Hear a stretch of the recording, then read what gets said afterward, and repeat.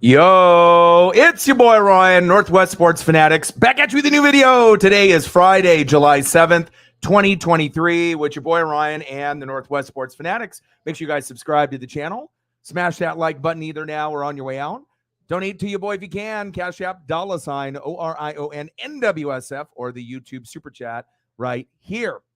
First pitch is going to be here in roughly, I believe, 5 minutes or so. And hopefully we can go 2 for 2. So let's go over the starting lineups. So let me get that situated. Hope everyone's having a fantastic Friday. Lauren in the building. What's good? Happy Friday. Go M's. Let's go. We got to get this dub.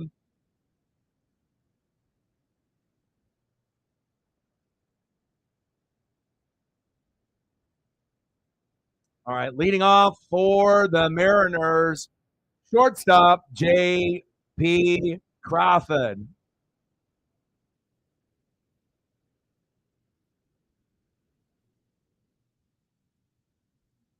Batting second for the Mariners, center fielder Julio Rodriguez. Let's go, J-Rod.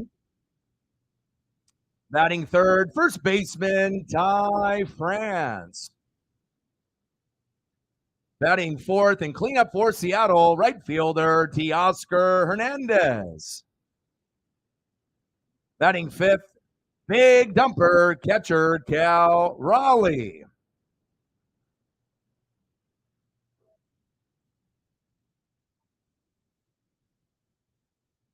Batting sixth, DHing for Seattle. No. Third base for Eugenio Suarez. Can't have you play any position besides third. We already had that experiment where we had Caballero over there and he couldn't get the job done. Batting seventh, left fielder Jared Kelenic. Batting eighth, DHing for Seattle, Mike Ford. And batting ninth, second baseman Colton Wong. And on the mound, our ace, Luis Castillo. Let's go.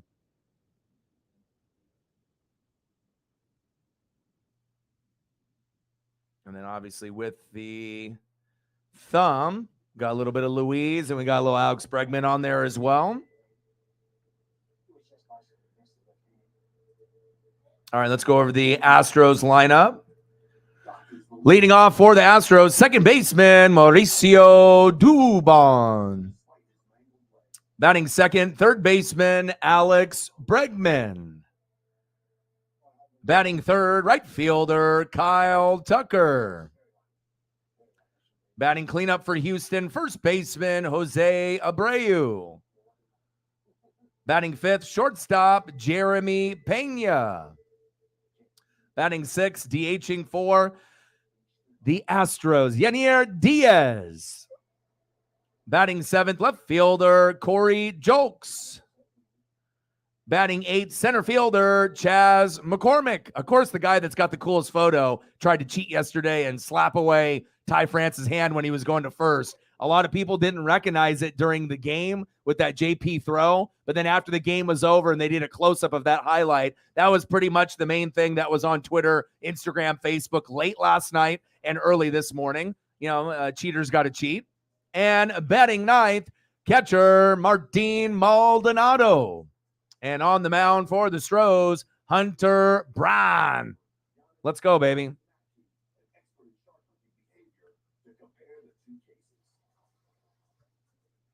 Sarah in the building. What's good? How are you? Let's get to 100 in donos. Let's do it. You're watching SmackDown.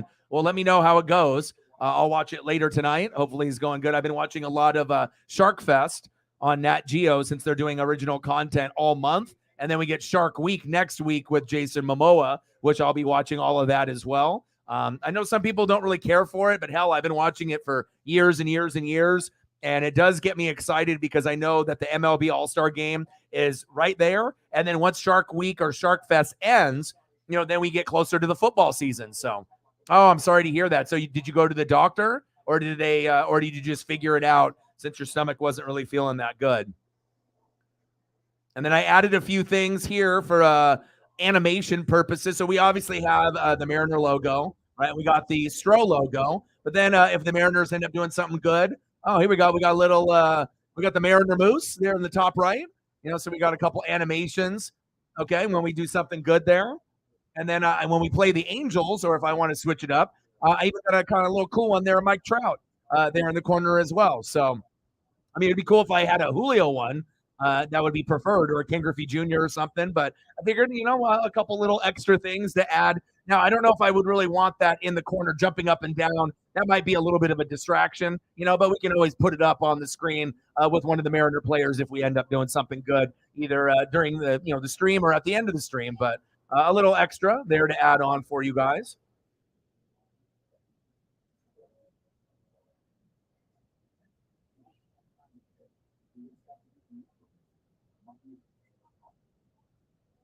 All right, baby, let's go. Are you dead? Well, I hope you feel better. Are you going to be able to stay on here the whole time, or are you having to dip out at some point? I mean, you make sure that that you're feeling okay, and we'll go from there.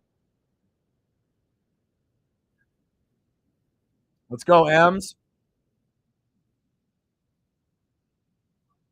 Let's go, JP.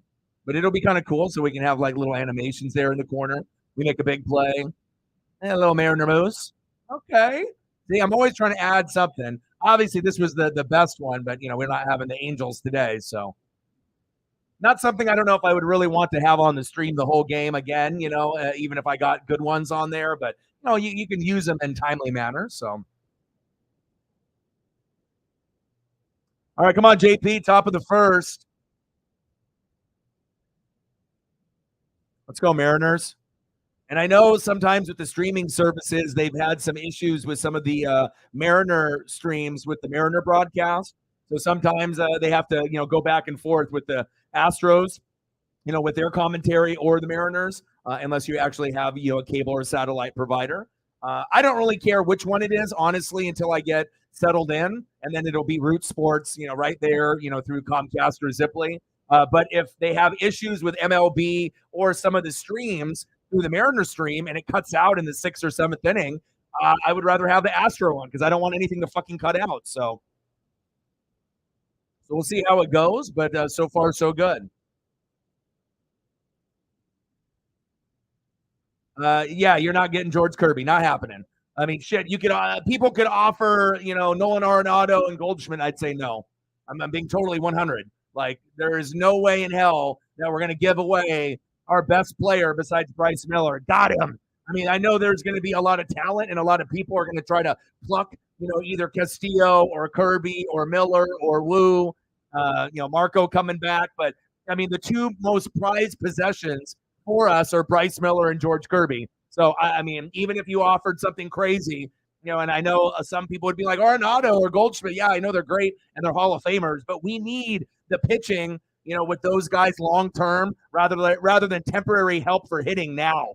So I need to look at long term for our future, regardless if we get Ohtani or not. And you're not going to be the only one that wants George Kirby. I guarantee every single person is looking at George Kirby and Bryce Miller and salivating. Maybe not so much for Castillo or Logan Gilbert, because those are guys that just kind of came over and whatnot, but, or guys that have struggled, like Castillo from the Reds and Gilbert struggling, but did have that complete game. Popped up. There we go. Fair ball for Julio. Get to second. There we go. There we go. Julio Rodriguez, my boy. J-Rod. Yeah, yeah, yeah. Nice double, baby. Huh? Let's go. Let's go. That's what I'm talking about. Julio.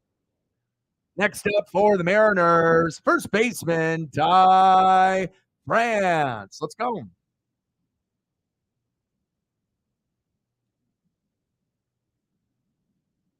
SmackDown, you might go. Nice.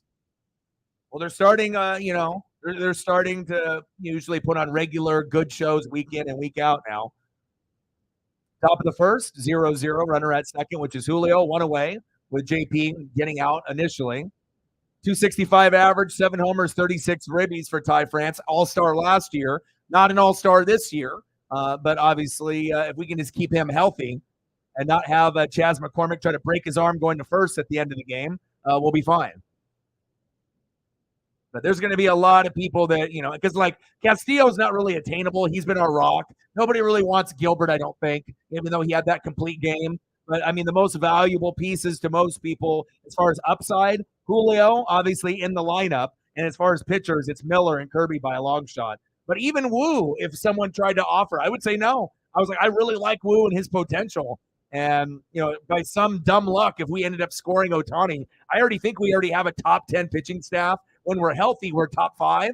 And, and in the future, I think we could be consistently top 5. If we get Ohtani with the lineup that we have now and don't have to, give up anybody, we would probably have the best pitching staff in Major League Baseball if you're looking from 1 through 7. But I highly doubt that, Ohtani would come here. He would probably stay on the Angels, go to the Dodgers or the Yankees, I would assume. Maybe even the Padres. Mariners are a big dark horse, but you never know. Popped up foul.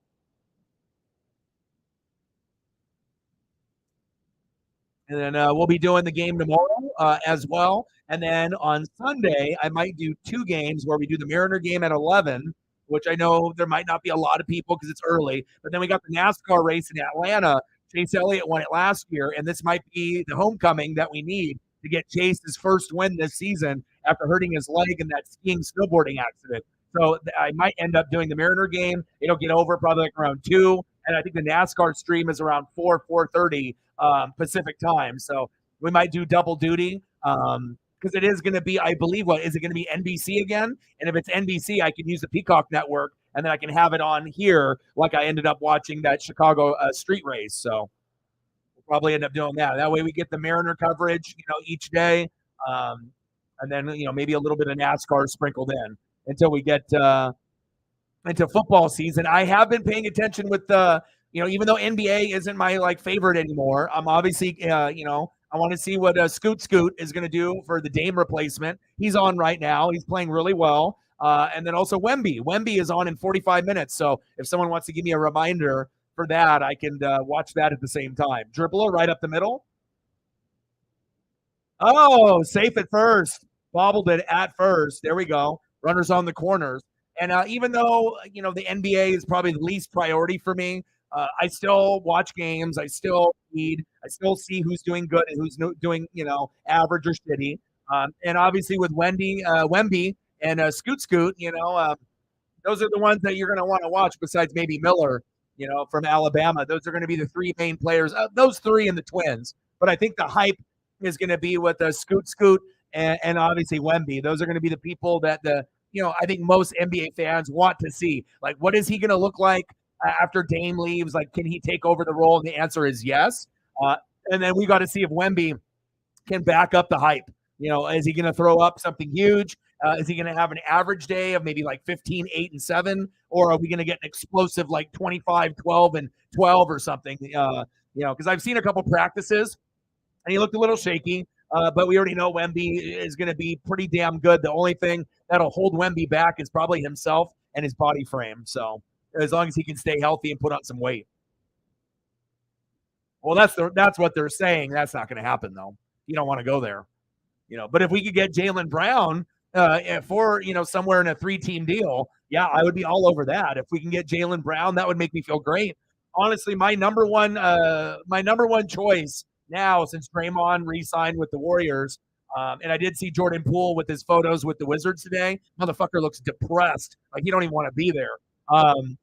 But I think my number one choice would be a 3-team deal or a 4-team deal. So if we make the deal with the Heat, I don't want fucking Tyler Hero and Duncan Robinson for Dame. That a moron would do that trade. It'd be good for Dame with Bam and Butler, right? With a trio, with a big three-headed horse, but giving us Tyler Hero and Duncan Robinson, get the fuck out of here. That's garbage. So I want Pascal Siakam. So if we can get Pascal Siakam from the Raptors, at least that's not Dame, but it's still a guy that has all-star capabilities, and I think that would fit really good with our team. So I'm trying to speak it into existence, but I don't know if it'll happen.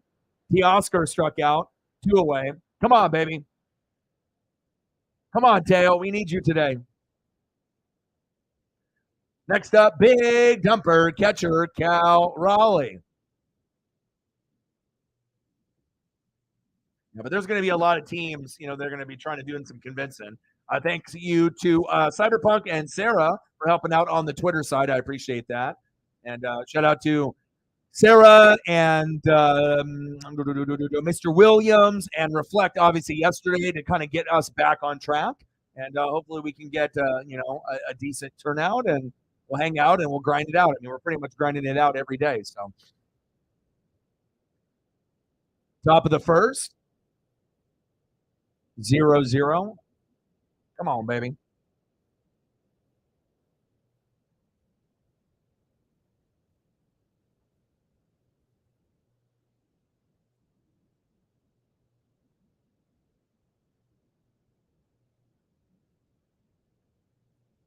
Come on, baby.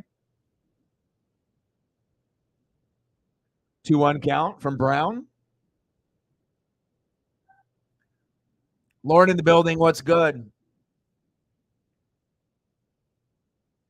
Come on, baby. Top of the first. We're knotted up at 0. Runners on the corners. If we want to win this game and try to take 2 out of 3, regardless of what happens with Woo tomorrow, I believe, we need to be able to get runs early and get, manufacture a kind of a series of hits back to back to back. And we can't leave too many stranded. Got to jump on the Astros early within the first 4 innings. And I think the magic number is going to be about 5 or 6 runs again. Come on, Cal. Big swing and a miss and got him.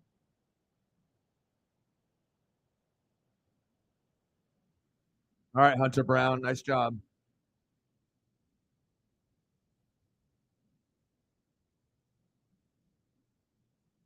All right, leading off for the Astros, second baseman, Mauricio Dubon. Batting second, third baseman, Alex Bregman. And batting third, right fielder, Kyle Tucker. And I think we're going to do Woo and Tucker on the thumb probably for tomorrow. I got to make sure I get Pena and Tucker in there. Sauer in the building. What's good? How are you, man?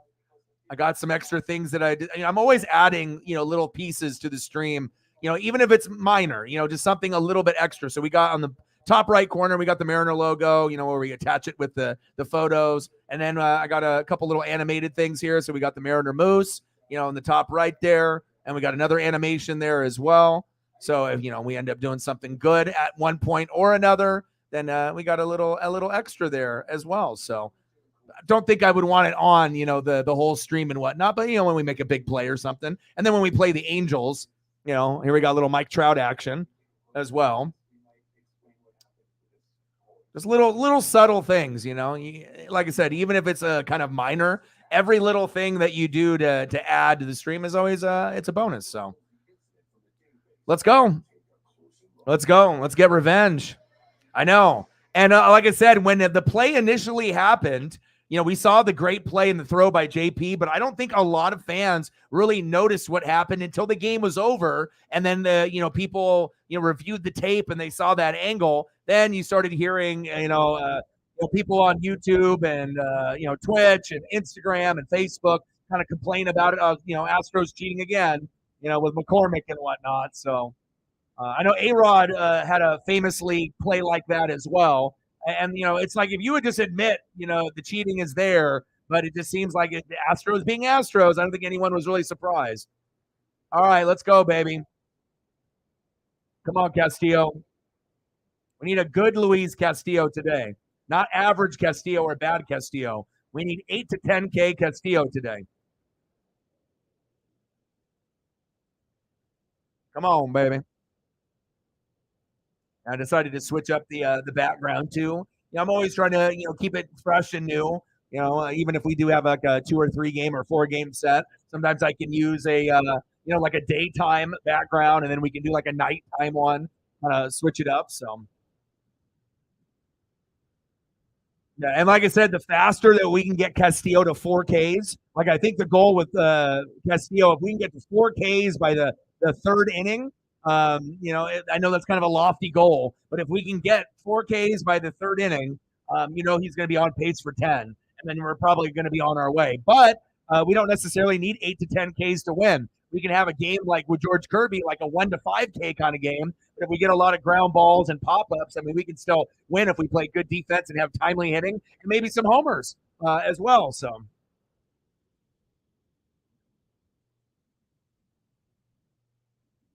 come on, Luis.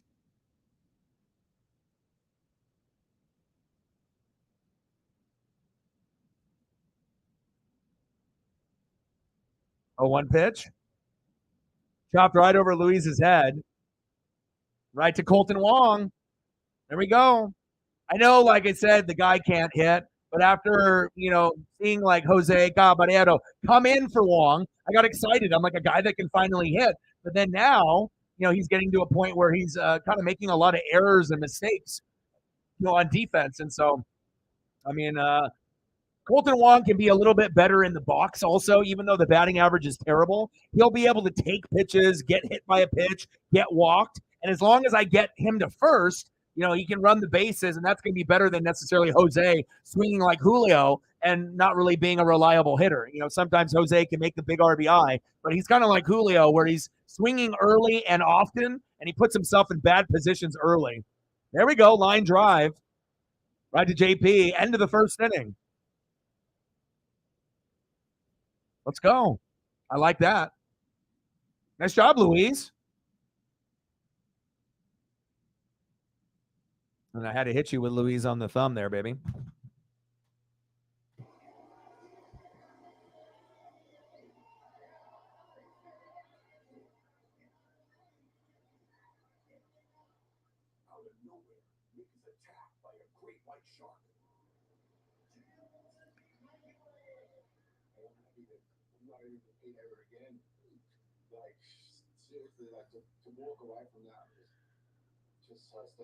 Next up for the Mariners, third baseman, Eugenio Suarez.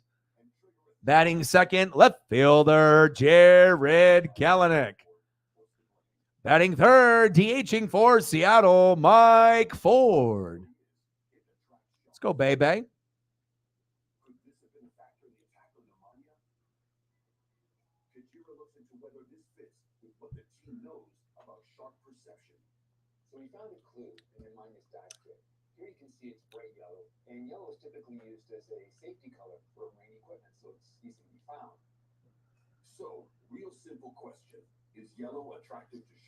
Take a look at some of the scores. What do we got going on here? Oh, that Atlanta-Tampa Bay game on Apple TV.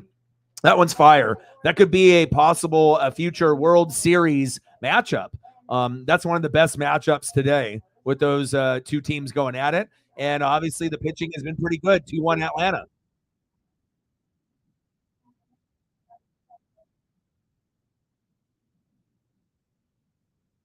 All right, 32 minutes until I get to see a little Wemby.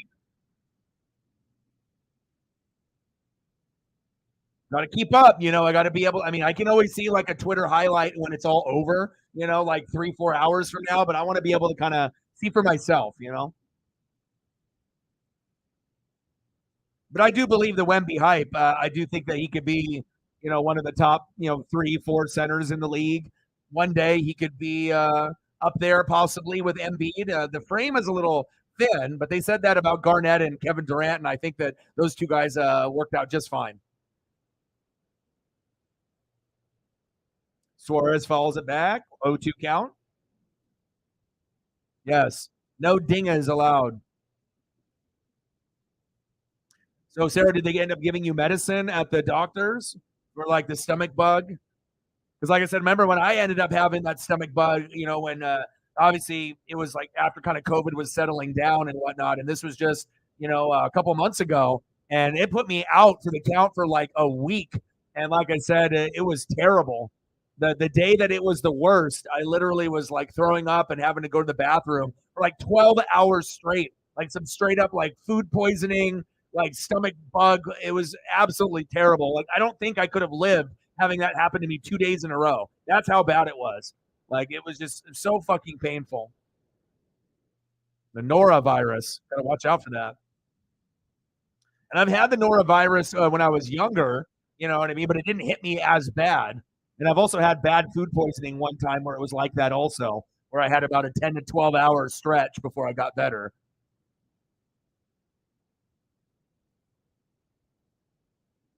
Pepsi AC.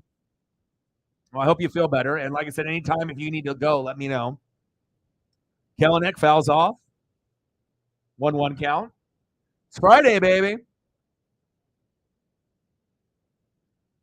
Little summer league basketball, little wrestling with SmackDown, Rampage, baseball, Shark Week, Shark Fest. And then the new season of The Witchers debuted. I haven't watched it yet. They have 3 seasons. That's the new one. So I might end up, I like sci-fi type stuff too, and kind of fantasy type stuff, sci-fi. So yeah, I'll probably end up watching a little bit of that at some point. Still going to be doing a lot of reading and film and spending time with Paisley as well. Let's go, Jared. Top of the second, 2-2 count. Check swing. Did he go? No, he did not. 3-2 count. Let's go, baby. Let's go, Jared.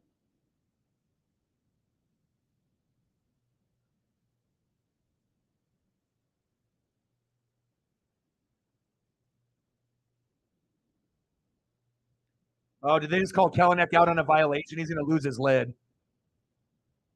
Wow.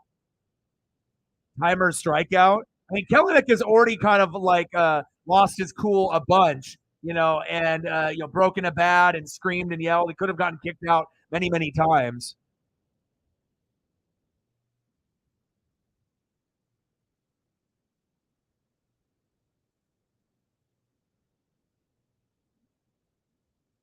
I just hope that he mentally can get past that, because we don't need Jared Kelenic frustrated. He doesn't end up being a good baseball player when he's frustrated. When he's frustrated, it takes him a long time to get cooled down. He starts making errors in the outfield, and then he's not focused, hitting the ball and just getting contact. He's worried about that last at bat, where he got screwed. So nice hit by Mike Ford there. There we go. My boy, Mike Ford. Yeah, yeah, yeah, yeah. Mike Ford. Yeah, yeah, yeah, yeah. Jump up and down. Jump up and down. Mike Ford. Let's go. Yes, yes, yes. Let's go.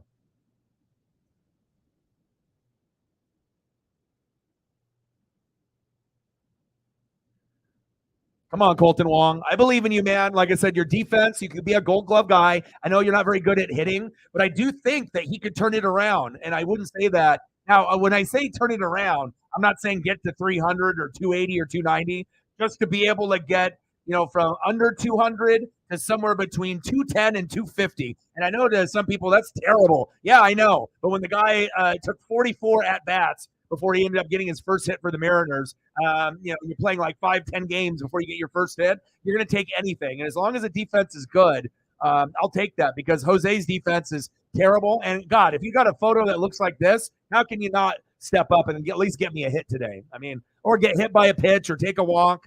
He's got the stunner shades, looking like Ichiro. Okay. And I like defense first. So I like two-way players. And I like Jose's hitting ability.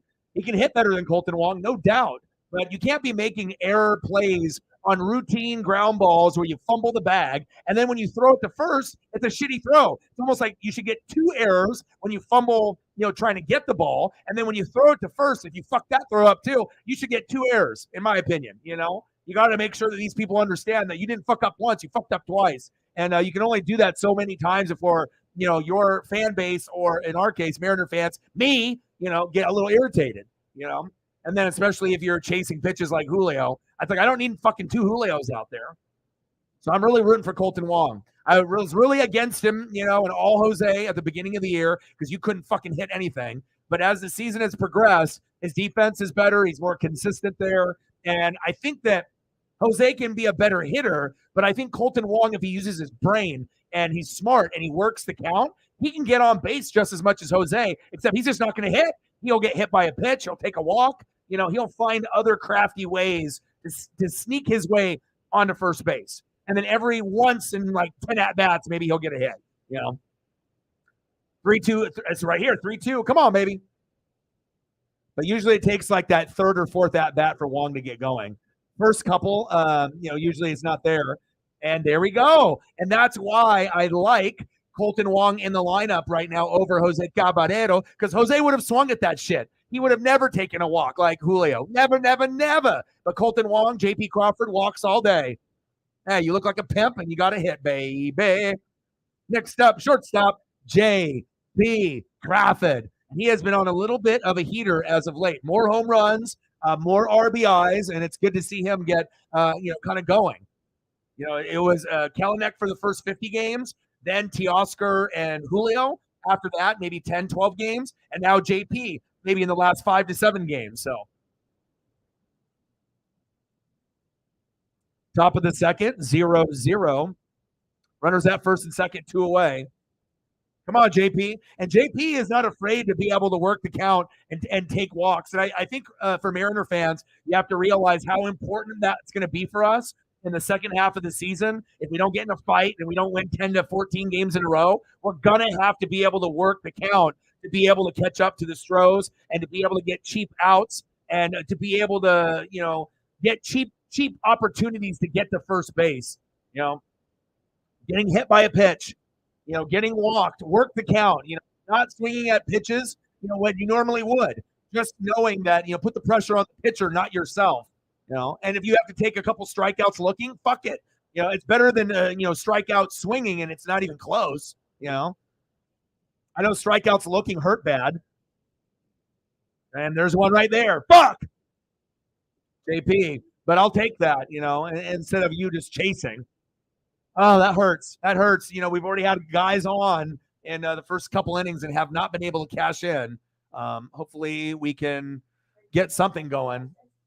We have to. Otherwise, we're not going to be able to win this, but we got to go 2 for 3 to get to 500.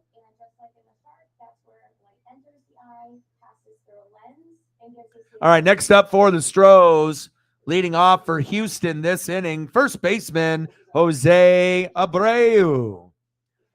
Batting second for Houston, probably my second favorite player on the Astros, even though I'm a Mariner fan. Shortstop phenom Jeremy Pena. And batting third this inning, DHing for the Stros, Yanier Diaz. But I would say, as far as like my favorite, I'd probably go Tucker 1, Pena 2. But I guess if Yordan Alvarez is in the conversation, then I would probably go Tucker 1, probably Yordan 2, Alvarez, and then Pena 3. But I mean, they're all right there.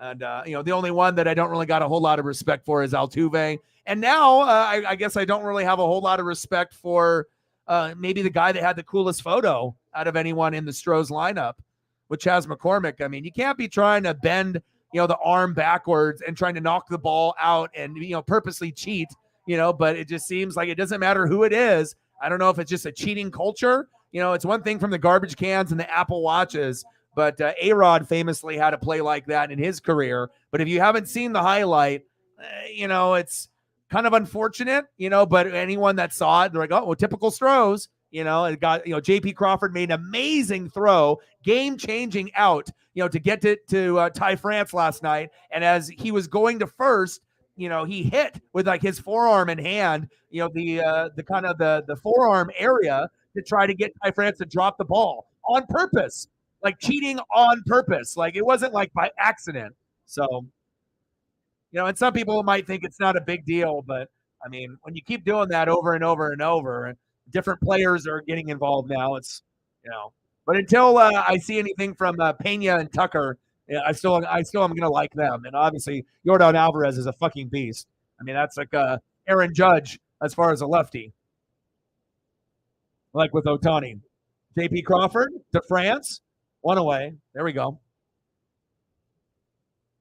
It's my guy right there, baby. Good defense.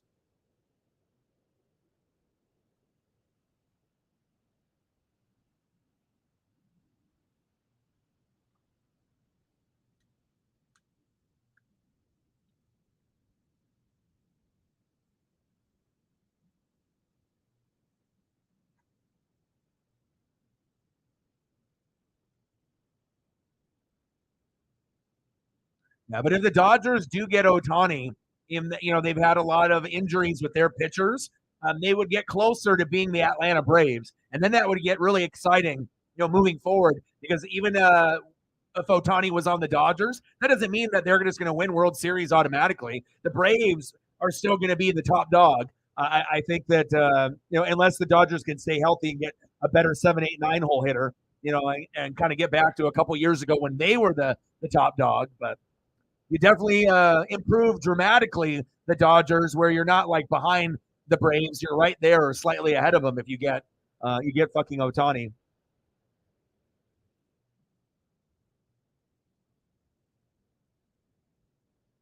All right, Diaz in the box. Come on, Luis.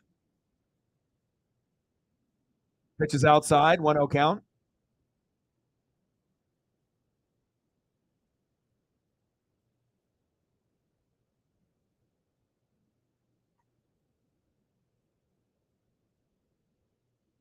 You know what's fucking crazy? Hunter Brown, the Astro pitcher, we're only in the second inning.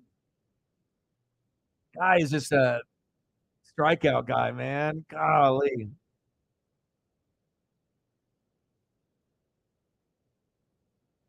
Six Ks? You pitched 2 innings, you got 6 Ks. 6 strikeouts. 2 innings. He's pacing for like fucking 18. My God. But again, we've had 11 Ks against us by multiple teams, and we've won both of those.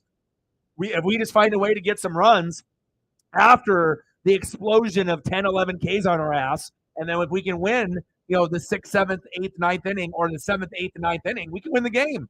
But it just sucks when you have to have the pressure put on you like that, where it's like, oh, well, we're going to be ass probably for 6 innings and then try to, make a comeback. But hopefully Castillo can get to, even if it's a off game for him, hopefully he can get to 5 or 7 at the least. But we're always shooting 8 to 10 for him on every start. So going into the matchup 10, and then you have to go down to about 8 or so if you're already in the 3rd inning and he's only got 1 or none. So right up the middle to France. Got him. End of the 2nd inning. Nice defense by Colton Wong. Another reason why, like I said, if Caballero out there, he wouldn't have made that play. Nice job, Colton. You can't hit, but you can still get on base, and I love your defense.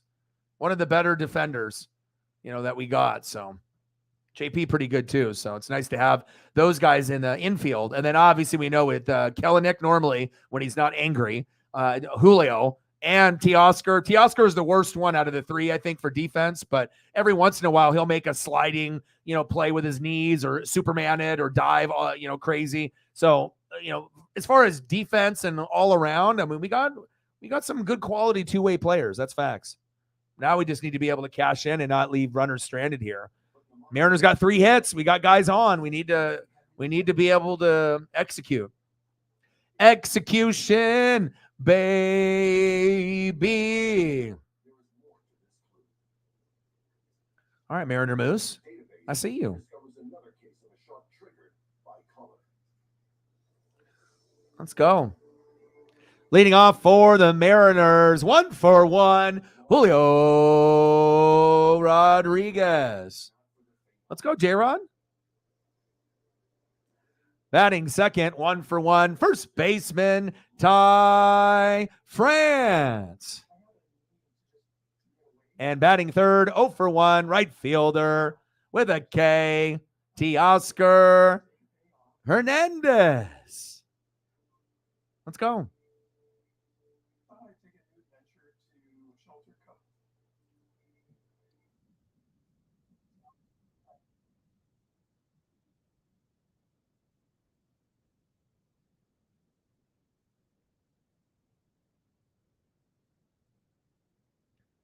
Castillo, no Ks. Brown, 6. This is fucking wild. Oh, my God. 2-0 cards. 2-1 Atlanta with Tampa Bay. Like I said, I know some people don't really care about watching the league as a whole. Like, you got your favorite team, and maybe you'll watch a highlight package on Twitter if you come across it. But not a lot of people are gonna be really interested in the league as a whole. Maybe not on the baseball side. I think it's easier to watch the league as a whole, on the NFL side. But usually, even hardcore baseball people, usually it's only a couple teams that people really pay attention to, or the contenders in your team, right? Playoff teams in your team. But shit, when I'm doing this, every day, I know I've gained a lot more knowledge, almost to like the point when I was a little kid, when I collected the cards and all I did was look at the stats on the back of the cards and memorize all that stuff. Top of the third, 0-0, 1-2 count on Julio. But I feel like I have a much deeper understanding of the league when I'm doing games every day, on the baseball side.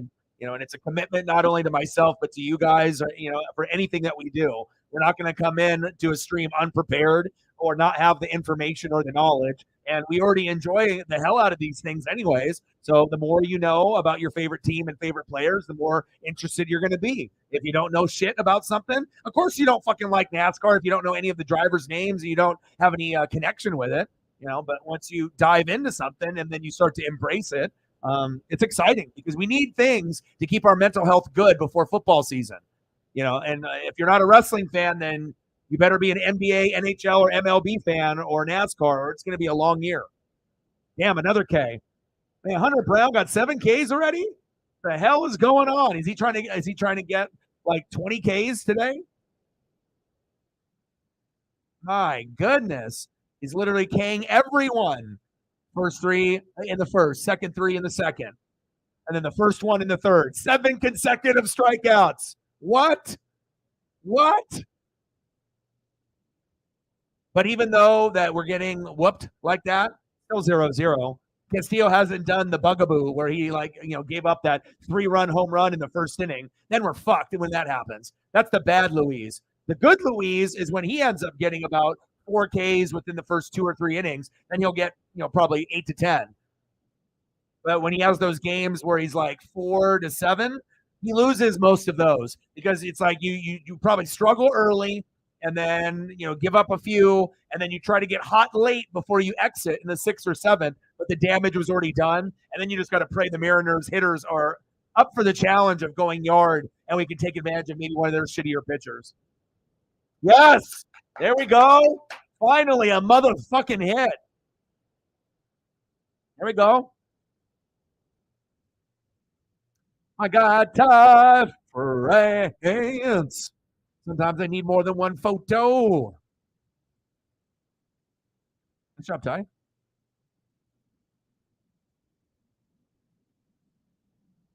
Next up for the Mariners, right fielder, Teoscar Hernandez. Let's go, Teo. 4 hits. Yeah, but when you leave guys stranded, the shit don't matter. It's like you got to be able to get like 3 consecutive hits, especially if you're not going yard on a consistent basis, and we're not. So, you can get 1 hit and 2 hits, but a lot of times that's when drives stall out, and then you have to wait a while. To get 3 or more, it's really challenging in 2023. Slash down right field. A mad dash for that foul ball. You love them. It's your favorite. You got the Astros jersey on right now.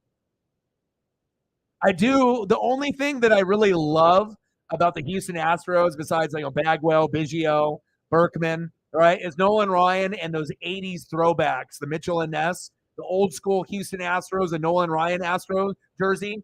That is incredibly fire. As far as throwback jerseys, that is one of the top probably 3 looks from back in the day. It is incredible.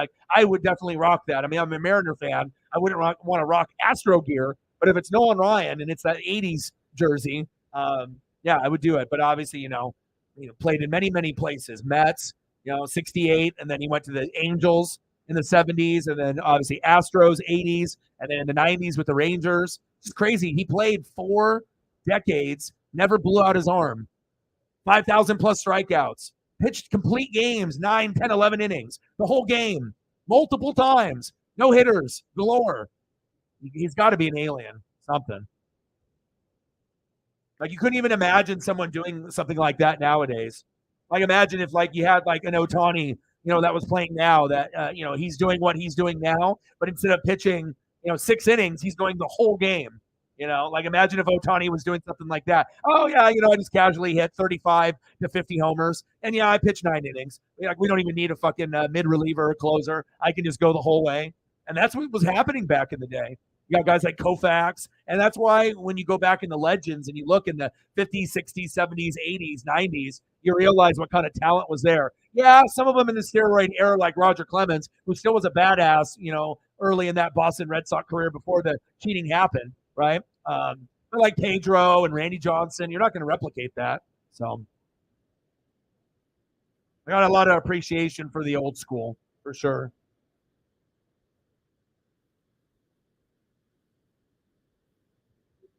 Uh-oh, Scoot Henderson got injured, huh? Scoot. Well, hopefully he's okay. Hopefully it's not like season ending.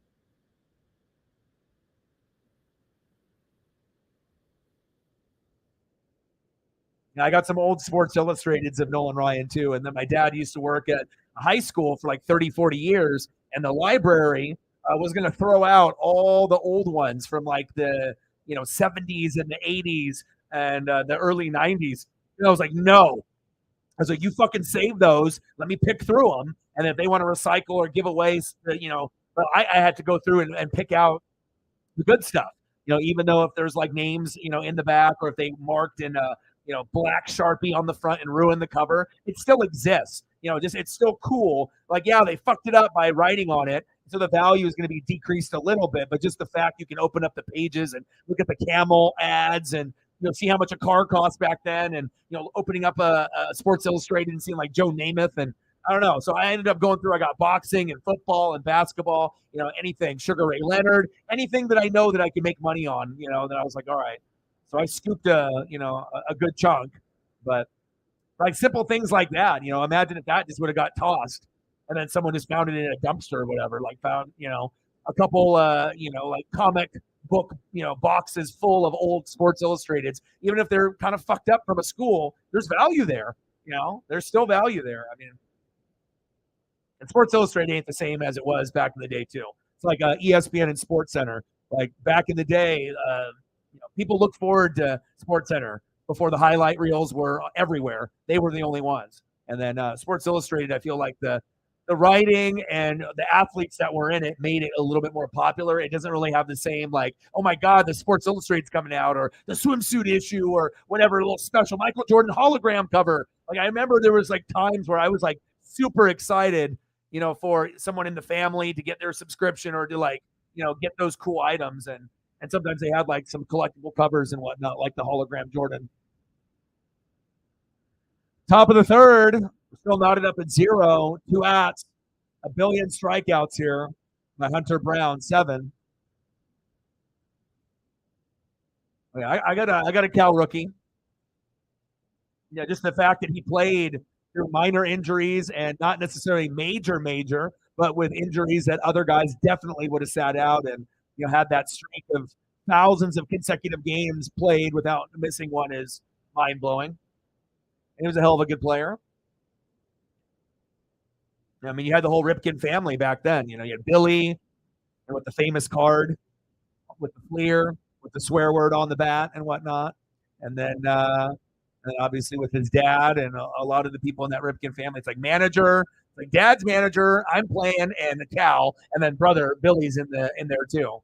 That would be pretty crazy. Your brother and your dad and you're all on the major leagues, like all playing at the same time or managing. It's cool to be able to see stuff like that. Come on, Suarez.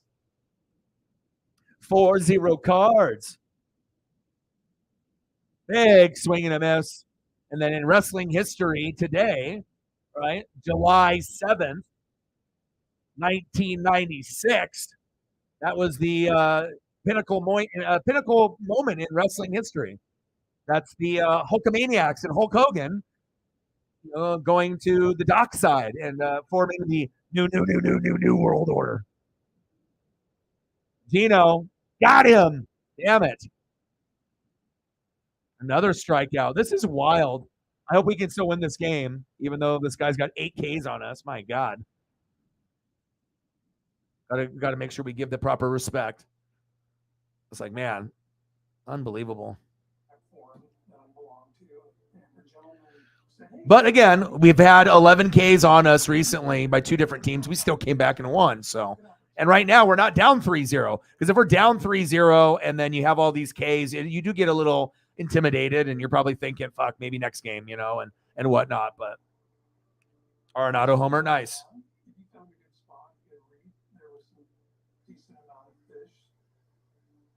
Weather cooled down a lot from the 95 to 100 degree temperatures that we had here in Oregon, which is nice. So it's been very overcast and cool. We went for a nice walk, towards the river spot, and got a nice hour in, and me and Paisley, and and then just been spending time together. And then now we're doing the stream, and we're going to hang out all weekend. Walks, play with some new toys and whatnot. Watch Shark Fest. Arenado homer, nice. I look at the end of my kayak, and all I see is gray, something big and gray. All right, next up for the Astros, left fielder Corey Julks. Batting second this inning, center fielder Chas McCormick. And batting third, catcher Martin Maldonado. Go Mariners.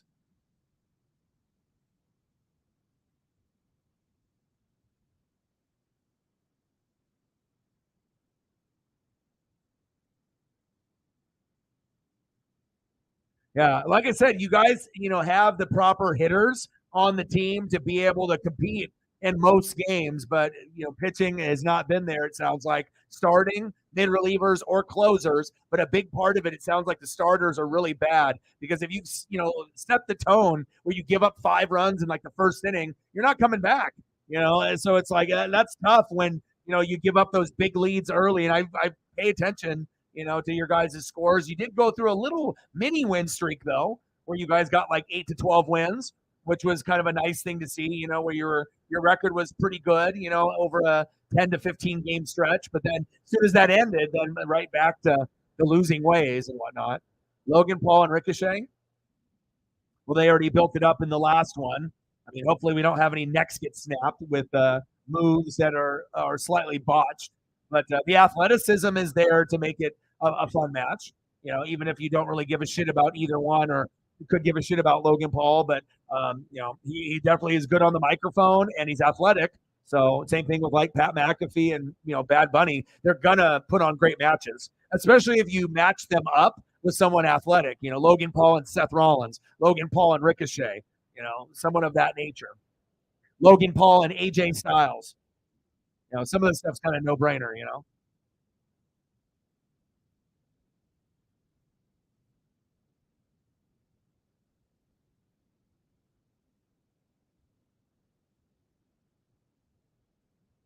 Come on, baby. We need you. We need some Ks. We need the good Castillo. Can we get the good Castillo? You don't got even a K yet. Can I get one? Right down to third base. Looks like we're getting the bad Louise.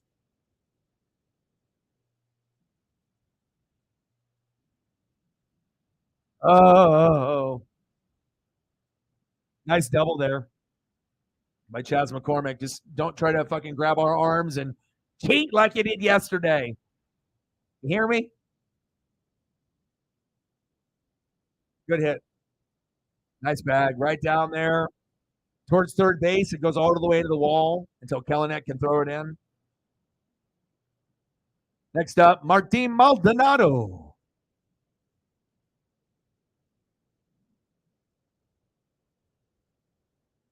Yeah, well, I mean, if you just look at those presser ones that they loaded up on Instagram and on Twitter, so it shows like a still photo, a couple of them of him, and then one of him like a little mini video where you see him like dribble the ball, or and he just looks depressed. I mean, you're a millionaire and you're in the NBA, and you can him and Kuz will score a shitload of points, but to go from championship and being like in the spotlight to now not a lot of people caring anymore, that's probably a big hit to the ego. It's like when you're on the Warriors, you're on top, and then now you're not there. So, but I do think that he'll be pretty good, though. I mean, it just sucks that you're playing in Washington. Suarez to France, 2-away. But the photos, you can just see it in his soul. Like you just look at him, there's no like smile or fake smile. He's so hurt, that they chose Draymond over him, like it still hasn't like registered. He's like, fuck, like out of anyone and that he could go, he's like literally in one of the bottom 5 places that you could be after being in like probably the best place, besides Milwaukee or Denver now with Giannis and the Joker, but being with Steph and Clay and Draymond, even though they had their little beef,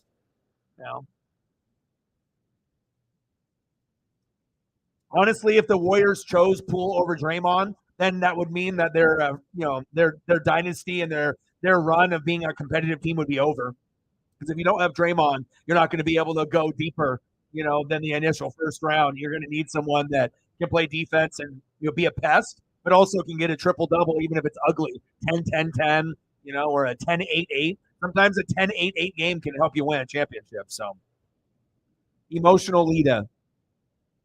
But, Kuz and Pools, their personalities are kind of the same. Oh, what defense?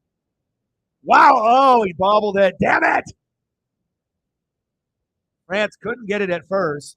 Wong with a pretty damn good throw that I thought France could have had that. Damn it. That should have been an out. Wong, like I said, he's usually really on point. One bouncer. He times it, gets it with the glove. Right? Plants his feet. He could have threw it with a little bit more. And then at France, it's so low that it bounces right in front of the mitt. So it kind of like is right there. All France had to do was lean forward with the mitt a little more, and that would have been an out. But sometimes timing is a little off. It's a bang-bang play, right? So, damn it. Runners on the corners now. Come on, Louise. But when you're a millionaire, I mean, you'll get over it.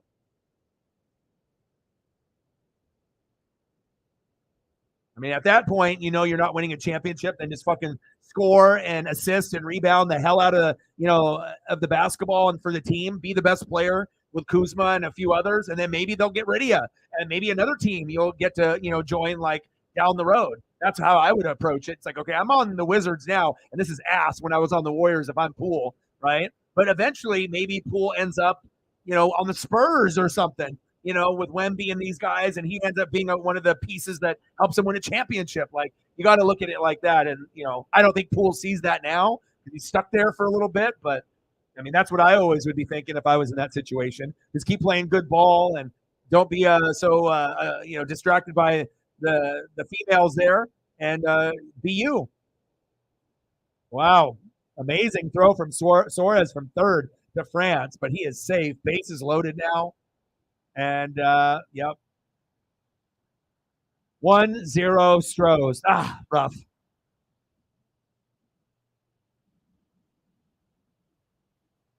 Wow, he's running. He was running really hard there.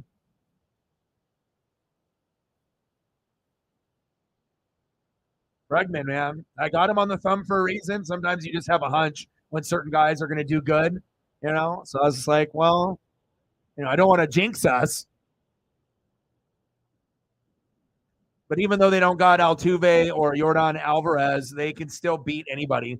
That just shows you how good they are. So you got Altuve, you got Yordan Alvarez, you got the singles hitter, you got the home run hitter, you got Kyle Tucker, Mr. Underrated that does everything, and he can go yard, right? He's very, very valuable. And then Pena at short, who's kind of the up-and-coming defense, offense, but he can hurt you too. Like, they have so many weapons, and even though Verlander's gone, they have such a deep pitching staff that some guys may not be the mystique of Verlander, but they still have other guys on the roster that can step up. I don't think they're World Series good this year, but they're definitely playoffs good.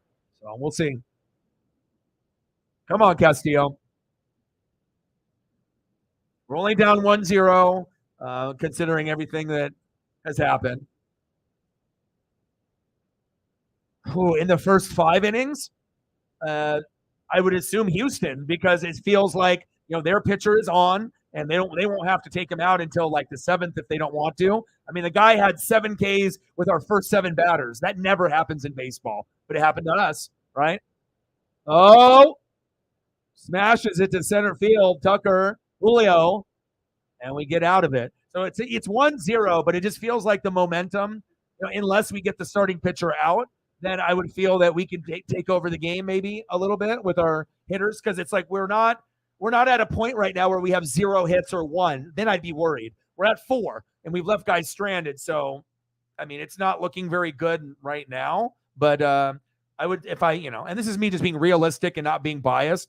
Like I know what people bet. I try to just keep it 100. But I would be shocked if it was the Mariners. Honestly, it should be Houston, unless things drastically change here. In the top of the 4th or the top of the 5th, which is possible. I mean, it's not like we've been doing terrible, but I mean, any way that we can manufacture those runs. And again, normally with the Mariners, the reason why we're 500 or hovering is that we normally get about 5 hits or less in a game on average, and then maybe 4 runs or less. And then the pitching sometimes is shaky. So when you have elite guys like Kirby or Castillo or Miller, and it just doesn't work out, or they get 10 Ks, but we have like 2 hits to match. I mean, you're not giving the guy a chance to get a fucking win. So we need to be able to bump that up. But when our pitchers are on and we can hit that magic number, 5 to 6 runs, I feel that we can beat anyone on planet Earth. It doesn't matter if it's the Rays or the Astros or the Yankees. I even feel that ballsy, even if it's against like Dodgers or Braves or someone in the National League. Yeah, I think that, we're not going to win everyone, but I guarantee if our pitching is on and we get to 5 to 6 runs, we wouldn't get swept by the Braves for 3 games. We would win at least 1, maybe even 2. So, but we'll see how it goes. We need to manufacture some hits and some runs. What do you think about that, Jared? Come on now. Let's go. Mariner Moose.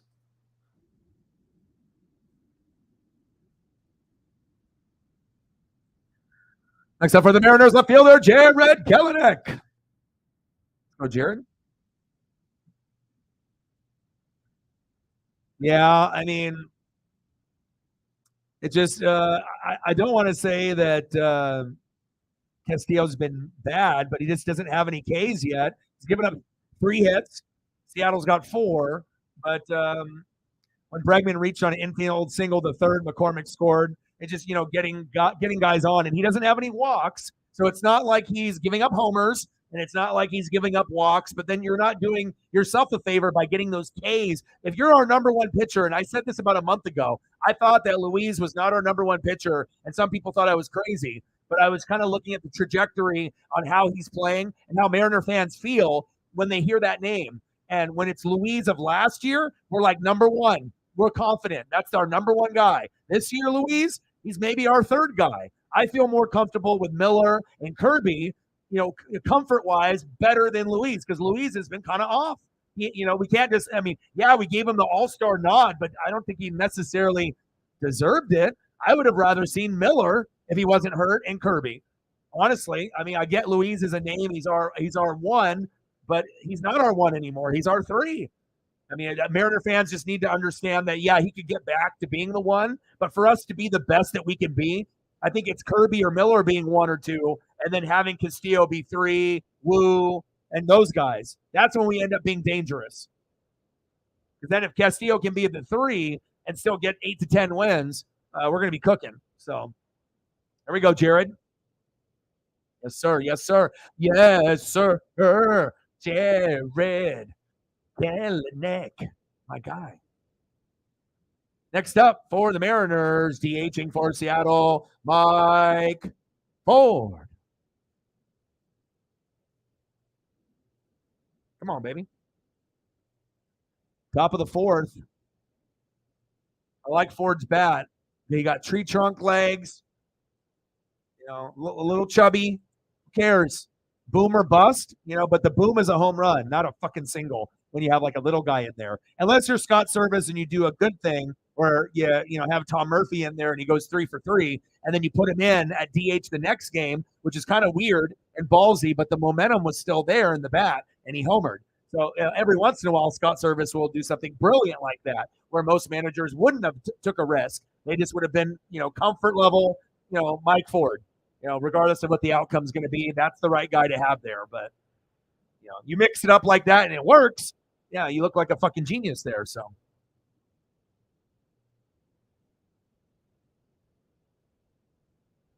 Oh, yeah, I know. We got a very good Japanese following, not only myself, but, many millions of, people have love for the Mariners because of Ichiro and some of the other Asian players that we've had, but Angels have obviously a very good following there with Otani in Japan and whatnot too. But yeah, I mean, I think we are a dark horse, but it would be if he came here, it would to be able to put Seattle on the map and win the World Series for us. Like that's what we would need. To be able to get there, lose, or get there and win. We would have to have a good guy of that kind of caliber. But I kind of see, if Trout keeps getting injured, you could get the most money, but you're never going to win, with the Angels. You've already been loyal enough.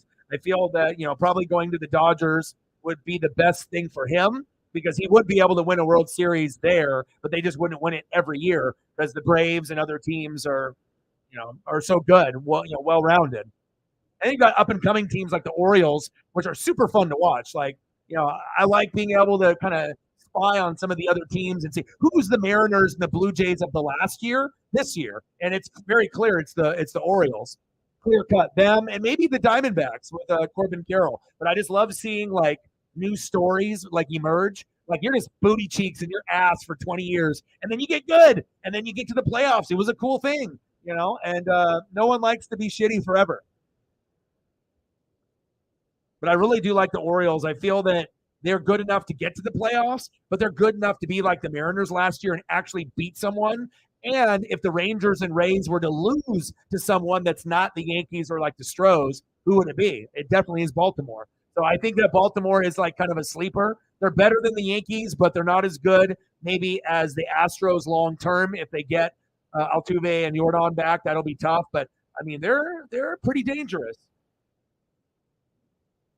Not sure if they're good enough to make like the ALCS, but the ALDS, Orioles are pretty nice. Nice collection of young players, the pitchers and hitters, and some names. Go, go, go, go. There we go. 1-1, baby. And what did I say? I tell you about guys, that get hated on, but if you start playing good defense, you start working the count, you get hit by a pitch, you take walks, you're more valuable sometimes in the lineup, even though your batting average is booty cheeks and terrible. Sometimes you're more valuable than Jose Caballero or Julio or some of these guys that are just raking at everything. And, I think the sports gods, they listen to me. They're like, okay, let's give them a little extra juju. I mean, with a photo like that and you look like Ichiro, you owe me, dude. I'm making you look like as pimp as possible on the stream. Nice job, Colton Wong. I fucking ripped his ass. I was like, dude, I hate this guy. I was like, this was the Wong decision. Like, fucking they fleeced us again. Like, I hate getting fleeced. We already got fleeced with Robbie Ray. I started to think we got fleeced for the Teoscar thing until that came over, but I really have this great appreciation for Colton Wong now because now I see Jose can't fucking play defense. And a lot of times if the bat isn't going, like he's not valuable. I need to have someone that, can hit and, obviously play good defense. But if I can't get the hitter, I need to get someone that can run the bags good or at least get on base somehow. Like, I don't care. You get hit in the arm, fuck it, go to first. Draw a walk. But when Colton Wong and JP get on first that way, we do score runs, probably 3 out of 4 times in those scenarios. Like, it seems like it's a kind of a momentum shifter. It's like normally you're not going to get anybody on, and then all of a sudden you get this weird-ass Colton Wong, walk, and you're like, you're like, all right, but it's like a base hit. Same thing. Guy's on first, and then steals the bag, boom, on second. Next man up, and you just find those cheap ways to get the guys on, and then the big hitter will clean it up, you know what I'm saying? He's the one that's going to get that RBI, or that big play. But hell, JP's been on as of late, and he's been fucking hitting homers. It's been pretty cool. Like, he had a few mistakes, but normally he's rock solid at defense. Right? Him and Colton Wong, right? Castillo, he's like, I need help. You got it. You got it. But we need JP's bat to start lighting up, and it has been. Homers for the leadoff hitter or the 9-hole hitter. That's it's like if Ichiro was getting homers. It never happens, but when it did, I mean, it definitely sparked us in another kind of vibe. That's facts. And remember, we won 2 out of the first 3 in the first 3 games in Seattle. So we're 3 out of 4 at this point, and I feel this is not a full strength team, but we're going to take anything that we can get.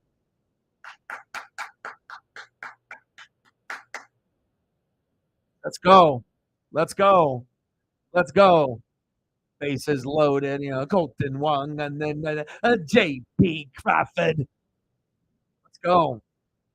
And I feel like even though sometimes the batting averages look terrible, you can tell who the smart players are in the lineup and who takes chances and who doesn't. And after a while, if you keep taking chances and being so aggressive and chasing, bad pitches, you're hurting the team and you're hurting yourself. But it's like you can't get runs if you're going to be kind of like a selfish player where you're always trying to get a homer. Like you got to be able to, understand like if you get hit but not injured or you take a walk, yeah, you might get struck out looking, and that might hurt your ego a little bit. There's going to be times where you don't swing. Boom, you get to first. Next guy up is Julio. Boom, 2-run homer, and it wouldn't have happened if you didn't get on first. And I feel like once we get that level, we already got a top 10 pitching staff. When we're healthy and everything is going hot, hot, hot, I honestly think we could be top 5 because we got 3 or 4 guys that I think could hit 8 to 10 wins or more at the same time. And you don't have very many teams that have that kind of depth or that vibe, feeling that it may not be this year, next year, but it's going to get there. And then but then if you add someone like Ohtani, that takes you on a whole nother level. But we still need better hitters. We're not even with Ohtani. There's no guarantee that you can win with this team. The bottom end of the lineup and some of the guys that are regulars are not living up to the potential that they need to be at, and when you're hitting like 230 as a team almost the whole season, fucking terrible. 230? Like, no wonder we don't have a fucking 300 hitter. And this scenario, I talked about it before.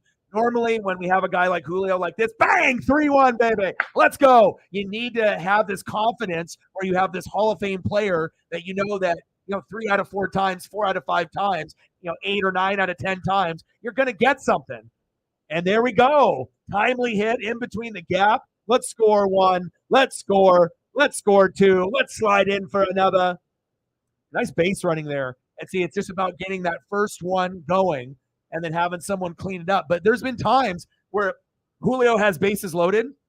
No confidence, right? No confidence because you just had a feeling he was going to get behind 0-2 in the count and you're fucked. And then it's like, how many outs do we have? Are we no outs, 1 out, 2 outs with the bases loaded? There's a lot of opportunities where you have guys where, if they just work the count a little bit, maybe a run automatically gets in based off a walk or hit by a pitch. But Julio, as of late, with J.P. Crawford, heating up, right? With Teoscar Hernandez kind of heating up, you're starting to see this momentum where Julio is starting to be slightly better. He's still, chases like a motherfucker, right?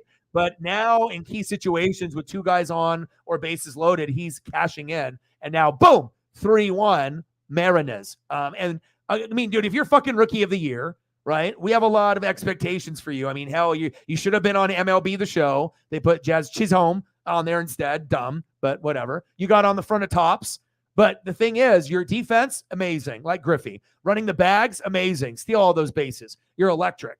But there's just so many things that could be improved in the box. And once we get that, that's when you're going to get Hall of Fame Julio, and you're not going to be able to stop it. And it's just going to, be so infectious. But at that point, he will be a top 5 player. Maybe, I don't think it'd be crazy to think at some point if he can improve, and it's going to take maybe a new hitting coach, maybe some new other veteran players coming in and guiding him, or just learning on his own. But I definitely think that there is potential for Julio to be a top 3 player, top 5 player, but he's not there yet, but we can still enjoy what he brings. But, you'll know when he's on, because when he's on, he's going to be at that 40 to 55 homer range, and once you start bagging a couple of those in a row, 45 homers, 42 homers, 50 homers, then it's like, and as long as the pitching is there, that's when we're going to be able to make our move. So that's kind of how I feel about the Mariners. The Mariners. Julio, the moose is loose. Yeah, baby. 3-1, Mariners. Let's go. My guy. It's got to keep it moving. And it shows you, too, like someone can have a lot of Ks. We can still find a way to manufacture, something. Mariner Moose, baby. Let's go. So now they're going to Phil, And it's just crazy how someone can pitch. So this is why baseball is insane. Like if you didn't watch the game, you're like, this guy had 8 Ks. Everything was really going well, but just in a matter of a couple at bats, everything can be ruined. It all depends on what kind of damage you do when guys are on. You got one guy on, runners on the corners, and sometimes it's too stressful and you fuck up. Because there was a time when Julio had bases loaded, and honestly, I felt like there's no chance he's gonna do anything. That's just how it got. We know how great of a player he was, but it's like getting down 0-2, 90% of your at bats. You take a strike, you foul back one, you're down 0-2, you're fucked in the count. I don't care if you're Julio. Like you're not gonna be able to be as effective when it's 0-2 compared to 2-0, 3-0, 3-1, 3-2. But as of late, you're starting to see him in like 2-2. 3-2, even 3-0, and there was an at bat. I shit you not. He took 4 straight balls without swinging. I don't know what happened. It was the craziest thing ever. But if we can get that, Julio, that's going to improve the Mariners a lot too. Not only is timely base hitting, ribbies and homers, but on the base paths as well. Come on, baby. Lots of expectations. Keep it moving. Come on, Ty. Let's go, baby. 3-1, Mariners. Big swing and a miss. Got him. Next up for the Mariners, right fielder, Teoscar Hernandez. He loves to chase too. You can definitely tell the guys that love to chase, but again, sometimes the guys that chase, they're going to connect. Obviously the rate isn't good, but it's going to be better than some of the other guys on the team, unless it's like Eugenio Suarez or something. But a little bit more patience in the box leads to more home runs and a higher average, because you're going to be able to get that 3-0 pitch, and you're not going to get the 3-0 strike right down the middle pitch, if you're 0-2, So it's just like being a disciplined hitter, and that comes with experience and, good people around you. The moose is loose. Let's go, Sour. Let's do it. Let's do it. Hopefully we'll get some goats to show some love. 3-1 Mariners.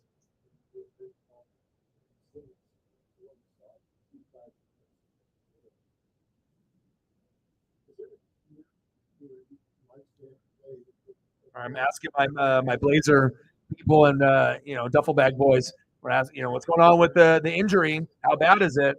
With scoop. Pitches outside, 3-1 count. We don't want to have any big injuries. Oh yeah, and Wemby started.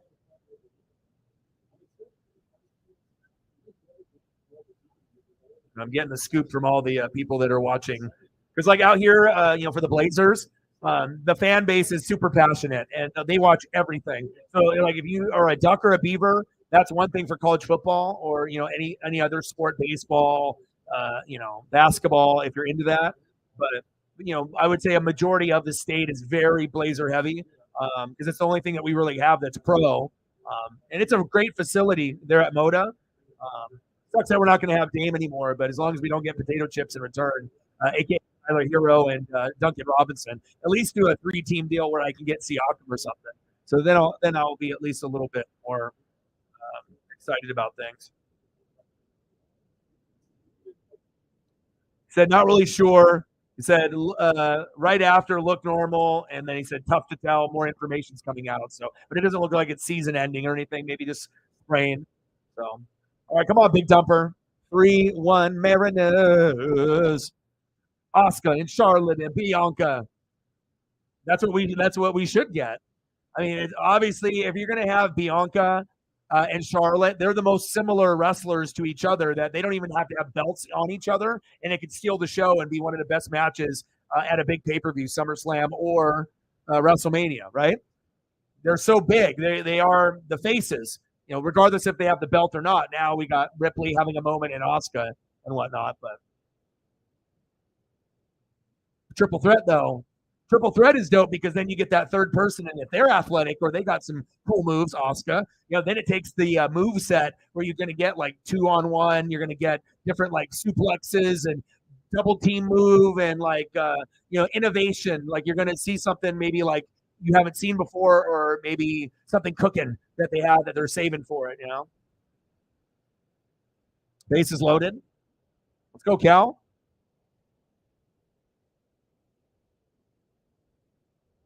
So far, so good for the Mariners, man. I'm telling you, like I said, if we can just get on a little hot streak, it shows you we can hang with almost anybody, but we have to typically have, the pitching. But if the pitching is so, but then the bats decide to come alive, it seems like we start slow sometimes and then we finish strong.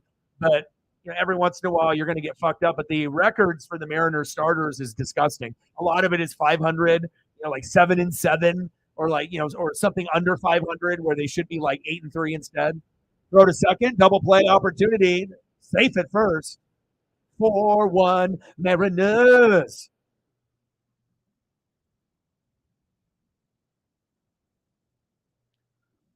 That's what I'm talking about, baby. 4-1 Mariners.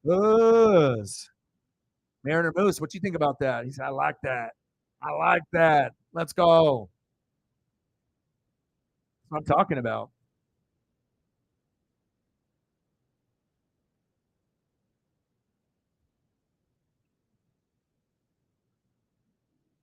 Let's go, baby.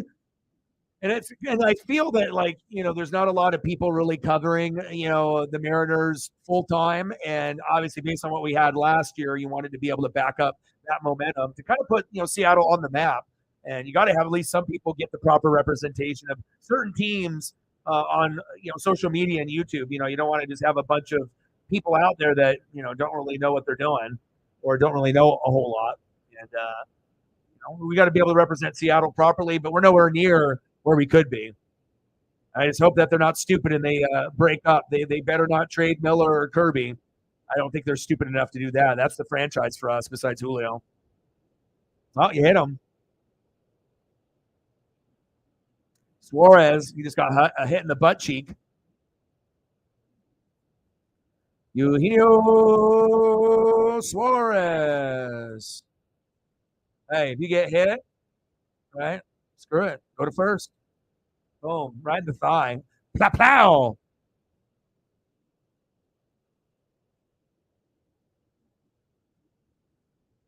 Bases loaded, 2 outs. Next up, Jared Kelenic.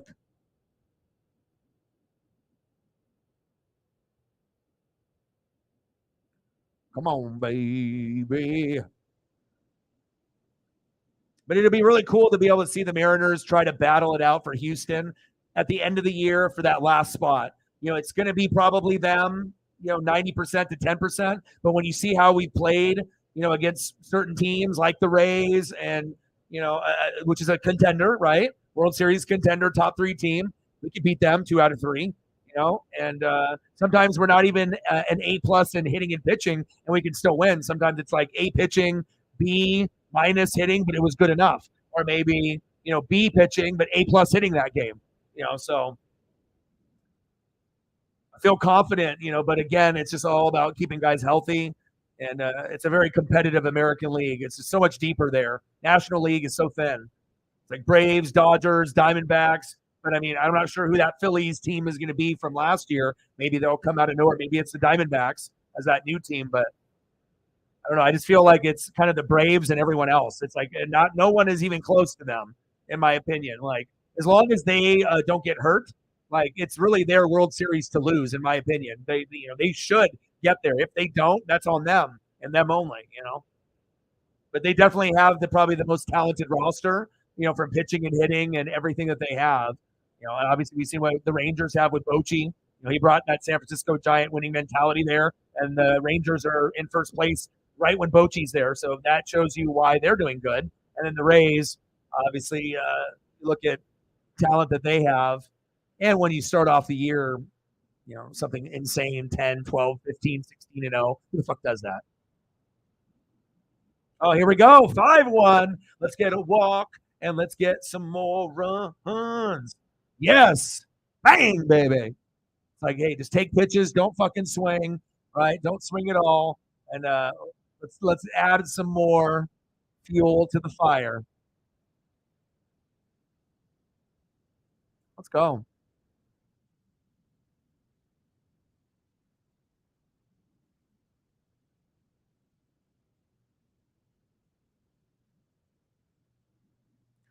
Next up for the Mariners, DHing for Seattle, 1-for-1 with a run and a base on ball, Mike Ford.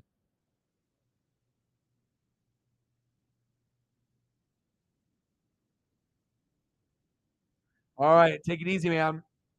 Appreciate you helping out on the Twitter side. The goats. Where are you, goats? We're halfway through the game. Still plenty of time.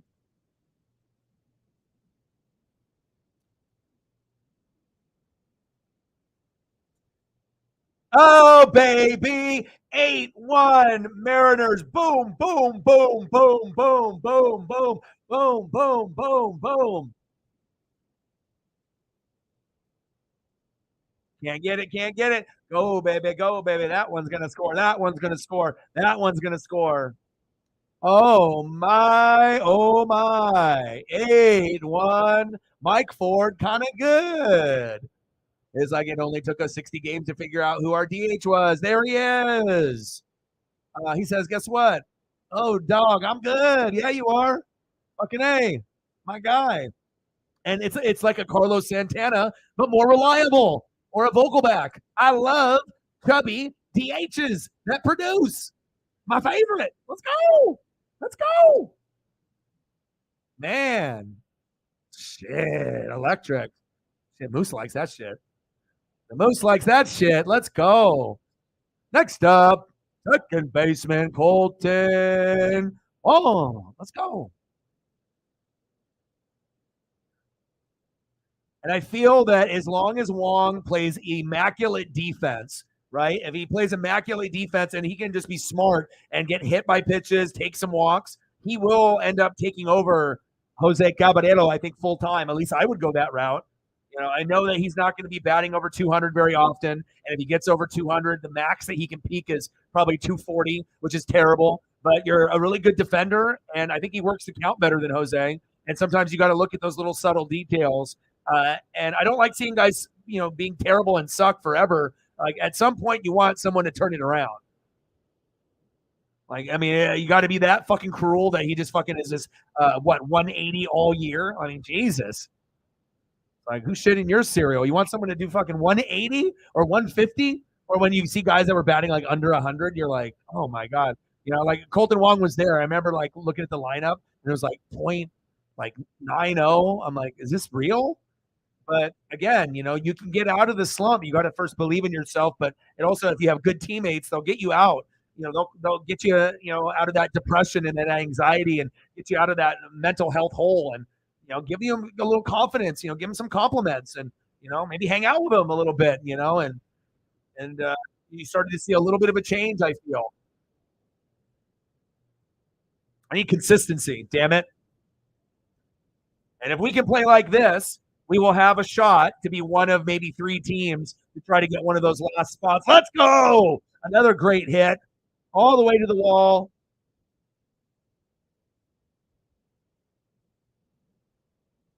Out of that third, damn it. Wong was trying to go for a triple. He said, fuck it, I'm going to get RBI. He's like, O-Dog is believing in me. He's like, fuck, I don't even believe in me. But I made you look like Ichiro.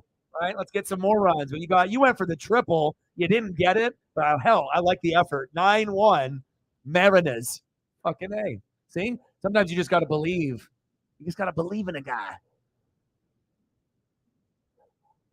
This is crazy. I don't think any Mariner fan or any baseball fan predicted this. Let's fucking go. And I feel the sports gods, they listen, you just got to talk them up. And, and also, if you're giving a fair analysis, of someone that normally people look at like trash, garbage, Wong move, right? I've heard it all. Shit, I've created some of it, I've stirred the pot a little bit. But again, a season is very long. And just because a guy sucked, then Jose came in and took the spot, doesn't mean he's going to keep the spot. And honestly, I've been disappointed with Jose's defense. I'm like, fuck, I would rather have a subpar hitting Colton Wong be in the lineup than have someone that's going to chase home runs like Julio and Jose and then can't even field properly, can't play multiple positions. is going to bobble at least one ball, in the infield, and has questionable throws to first after the initial first fuck up. He fucks up again and does a terrible throw. So instead of getting an error, he should get 2. That needs to improve.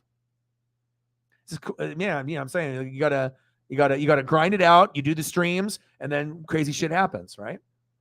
9-1 Mariners.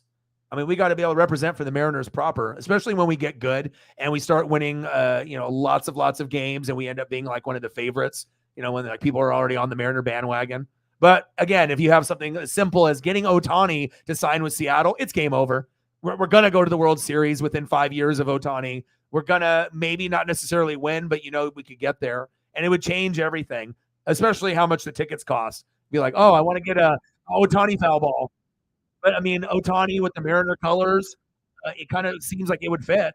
But I see him more as a Dodger. If I could like picture him and just like the vibe I get, that's kind of, I think, the most likely spot. I mean, if he just wants to be the richest motherfucker on planet Earth, and just get like billions of dollars, not $1 million contract or hundreds, we're talking billion, $500 million, the 500 million.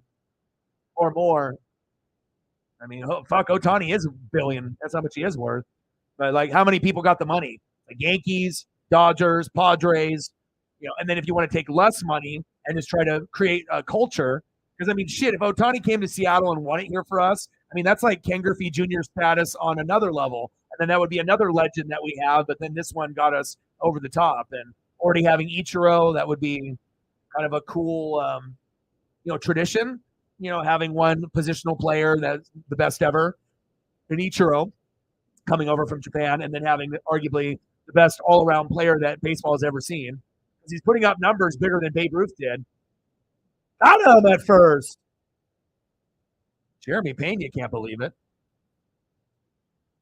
Hi, Paisley. It's me, Dad. 9-1 Mariners. Yeah.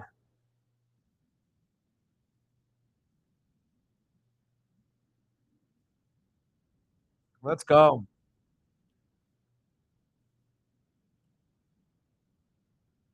Mariner fans are like, damn, dude, what's going on? I had a feeling that we could be competitive, and sometimes when people don't believe, and you can start getting some of the hitting to go, you can make things get a little bit better. Paisley just walked by. She said, Dad's working. Shit. Like, I'm going to go lay on the couch. I'm going to watch TV. Pitch is low, 2-1 count. Come on. And it's crazy, too, because, if you see someone that pitches and gets the first 7 guys out, 7 Ks by the top of the third, in that third inning, it's like everyone in the first inning strike out, everyone in the second inning strike out.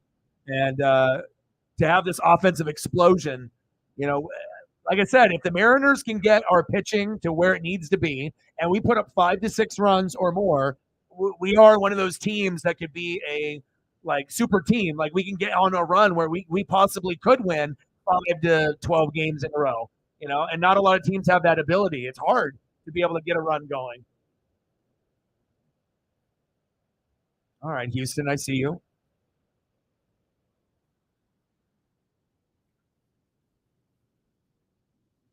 Diaz.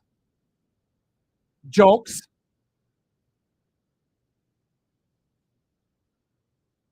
Would you believe it right now that Castillo has no Ks and no walks? He has no Ks.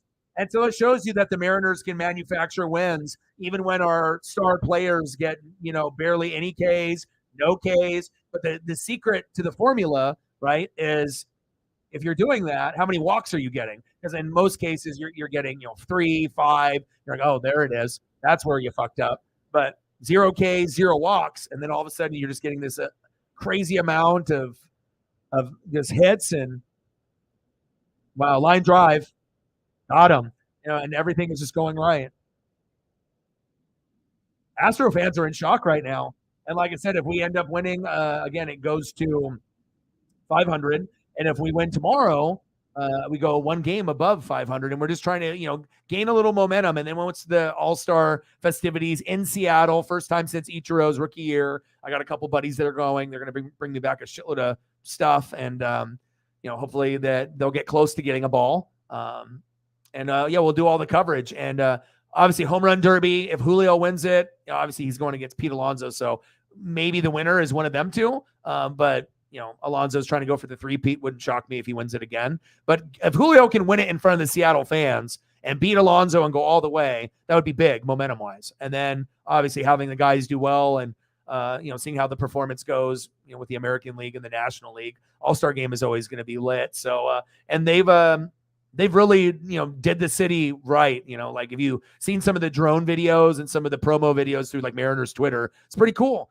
They're embracing it, and I think it's a beautiful place to go watch a game. I mean, it's like I said, it's got a very good vibe, passionate fans. Now we just have to take it to the next level, and next level. Here we are. Apparently, 0 Ks, 0 walks, but we're 9-1, and we also gave up, right, with Hunter Brown, 8 Ks, and somehow we're up 9-1. What? Like, this is the Mariners of last year. This is not Mariners of 2023. Right? What is this? I don't recognize this score. Like 9-1, we'll take it though. Right? We'll take it. But again, when you start getting performances from sometimes unlikely heroes, then shit's really going. Colton Wong looking like Ichiro. Come on, baby. Let's go. The Moose came in handy. I debuted the Moose today. And then all of a sudden now we're just like electric, I guess, huh? Let's go. Is that I'm eating a ramen noodle. We're balling, man. I'm always trying to add shit to the channel, even if it's just little graphics and whatnot, and some transparency, some images, or some little animation. Shit, 5-1, let's go. Right? You'll take it. And plus, like I said, you got really fun players to watch. As far as hitting, the pitching has been, obviously trash, and starting pitching. But again, sometimes you're not going to have everything. Unfortunately, very hard to be able to have a well-rounded team. And then sometimes you can have this amazing team, but then you just get ripped up and they lose their confidence, or they get injured. And it's like Mariners got a lot of potential, and it just seems like we're just starting to hit our stride, but we're not there yet. But again, finishing strong against good opponents and winning 2 out of 3 against the Rays, who could go to the World Series and win it all. And then we're going against a team that's going to be a perennial World Series favorite every year, even more than the Yankees, unless they land Shohei with Judge. But it's like Houston is always going to be there. They're already always going to be a top 3, top 4. It just depends. Are they the best, or are they going to be, underneath guys like the Rangers and the Rays like this year, and maybe even the Orioles?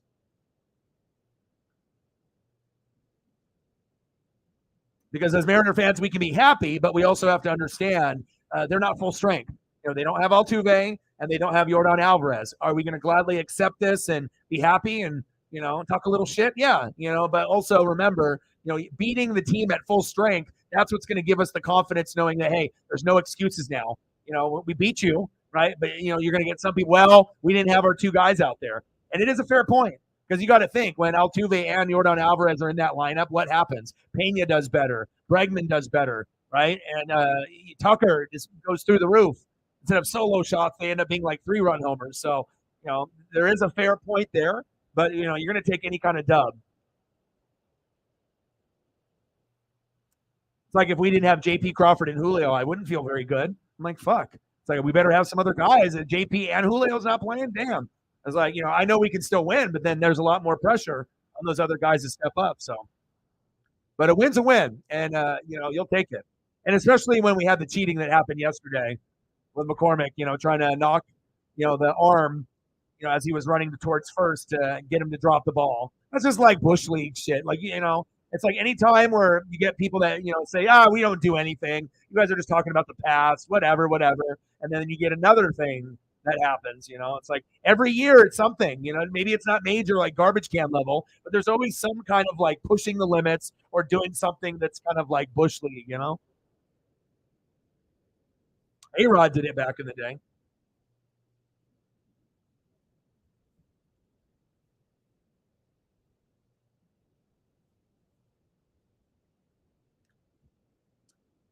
Yeah, they're not garbage. They're normally way better than us. Cheating or not, they're always going to be there. The Astros are the new Dodgers, and Braves. Like they're just going to be there every year, like a pest. They're not going to win it every year. And they're going to need big names like a Verlander type, unless they can, just in the farm system, build something and have a brand new dynasty. But there's going to be other teams that are going to catch up because it's like you got the Blue Jays, you got the Orioles, you got the Mariners. Every once in a while, the Yankees, depending if Judge can fucking fix his toe, right, and get out there. But the Yankees hitting is garbage. So that's why the Yankees ain't winning the World Series this year or have no chance. They can make the playoffs, but they get booted and scooted in the first round. So reflect in the building. Let's get to 100 and don't knows. All it starts is with one, and then one leads to two. But again, when you debut certain things, good things happen. So I decided to add, a few little things. We got a little animation, Mariner Moose. Don't want to have it on the whole time, but when good shit happens, there we go. You got to always make adjustments.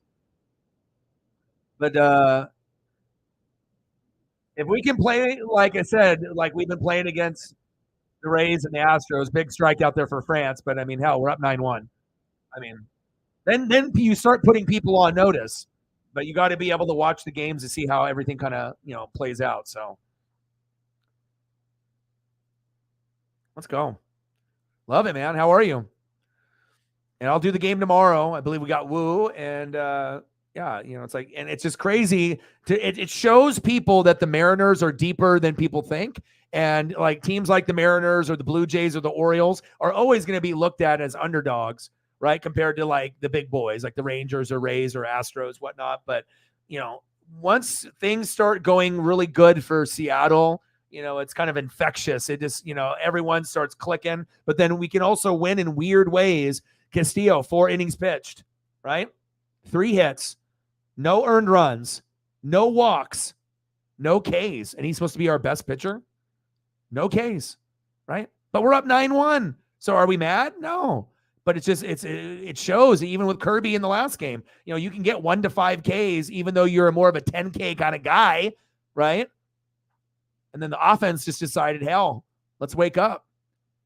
It's like when I watch, anything on the Food Network or the Cooking Channel, when they go to Flavor Town, when I'm watching the Gordon Ramsay or the Guy Fieri and they go to Flavor Town, we need that. We need that boost, that energy, that momentum.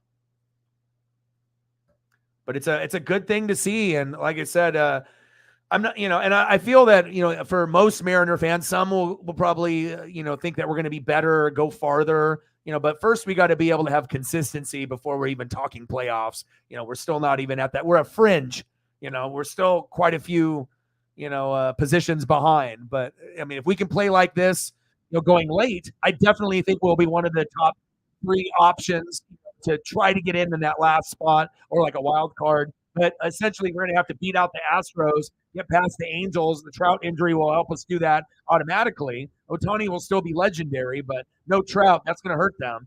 And it's just about winning these head-to-head matchups and always winning 2 out of 3, 3 out of 4. Because if we keep continuing to do that, and we can win our games, that's how we get past Houston barely. Like, we beat them by something crazy, like 1 or 2 games. But if we can get there, then we become a dangerous team. So not World Series contender by any means, pretender. But, I mean, when we're playing good baseball, it's exciting. And we don't even have Miller right now. So McCormick,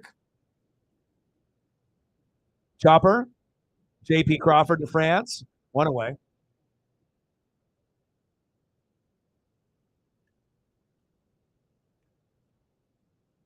I know. It doesn't take, we're not going to be able to catch the Rangers whatsoever. Bochy's there. I mean, he's doing the whole Madison Bumgarner prime coach level speak. Buster Posey, you are the best catcher. We're going to dominate everyone, including the Dodgers. And they were like, oh, we are? And then he's like, yeah, we are. And then they did, especially at that time. It was impressive. I don't think really people understood how good the Giants were in that little run they had. And sometimes it does come from the manager where he just talks a big game and has certain strategies and you fucking buy in, even if you are kind of looked as little brother compared to the Dodgers. But that's the big secret there. That's the big reason. But I feel pretty good. I mean, I think if it came down to us in Houston and Toronto, why not Seattle? If we can get our pitching on point, get healthy, and we start fucking exploding for 5 to 10 runs a little bit more often, yeah, we're gonna be dangerous, dude. When I saw that late last night, I was like, I was like, hyped up with the JP play. Didn't even see it until all the people were posting it late last night, early this morning. Yes, he did. He did an A-Rod. A-Rod did that too. Yeah. Because not only are you got guys, 4 or 5 guys that can get to 10 Ks, right? But you also have guys that can win with not even a strikeout or 1 or 2 or 3, but they're not giving up a bunch of walks, and that's the key. If you're going to have no hits, no home runs, but not a lot of Ks, depending on where we at in the game, but you can find a way to just keep the game clean, and then offense decides to wake up, but that's why as Mariner fans that it's weird because every time something like this happens, we get all like, uncomfortable and shit, like having to go see like a family member at an outing that you don't really maybe get along with, or there's just some, a little uneasy. It shouldn't give us an uneasy feeling when we're up 9-1, but that's the reality. This is a very rare thing for us in 2023. It's cool when it happens, or when it happens for a couple games in a row, but it doesn't feel natural. And that's a problem. We need to be able to have this feeling be natural. And once we have it feel natural going into the second half, that's when we're going to know if we make it or we're going to barely fall short. But right now, momentum is definitely in our favor. And the best part about it, right, is the All-Star game is here. So what a better way to get fucking more juiced up than any other team is, this feeding off this environment. And if Julio wins the home run derby, guaranteed that's gonna. I'm not saying he will. He's going to get Alonso in the first round. Most likely he won't. But if he does, that'll be a huge thing for momentum for the next few games. So. Yeah. And and you got to grind it out. You got to do every game. Someone's got to be able to rep properly. Oh yeah. Sarah with the doll hair. Appreciate you. Bang, bang, bang, boom, boom, boom. Bang, bang. $1 holla. 99 to go. $1 hair. $99 hairs to go. Let me know what you want for a photo. If you got a Cardinal player or a wrestler. You said you were watching SmackDown. Is anyone watching Wemby? I know Scoot for us got injured with the shoulder, so all my Northwest buddies, they're all watching the summer league and the other stuff, but there'll be some stuff I'll be able to catch up on later. But let me know what you want to see. And let me go check up on Paisley here real quick too.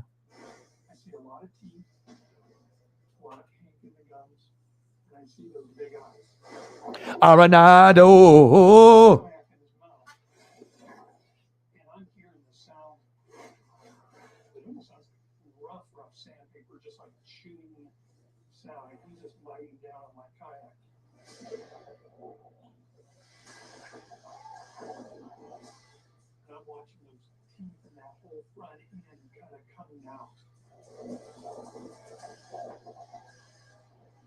I'm holding on. And I'll tell you what flashed in my head.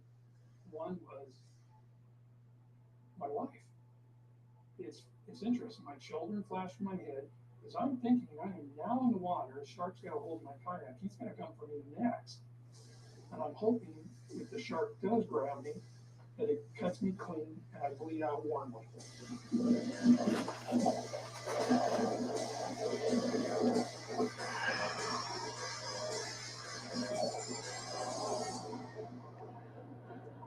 Samanolin Arenado. Kind of turned.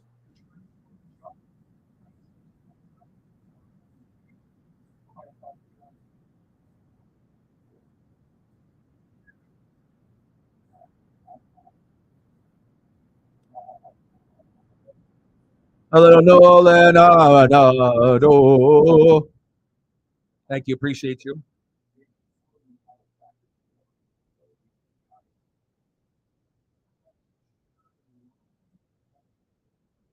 I'm going to get more. That was just one.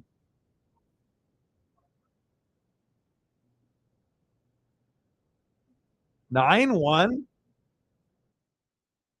The thing is, you don't want to get too like cocky. Like the sports gods. It's like everyone's paying attention, so you just want to keep it. Just keep it moving. Feel good about it. And good juju will happen. You don't want to be that braggy fan base. That's when you end up having bad shit happen. You turn into the braggy fan base, then it's like, and then everything falls apart. Sports gods are like, oh, they're being braggy. Nope. They're like, oh, they want greatness. We're going to give it to them, but not now. That's some greatness. That's some greatness. He's kind of good.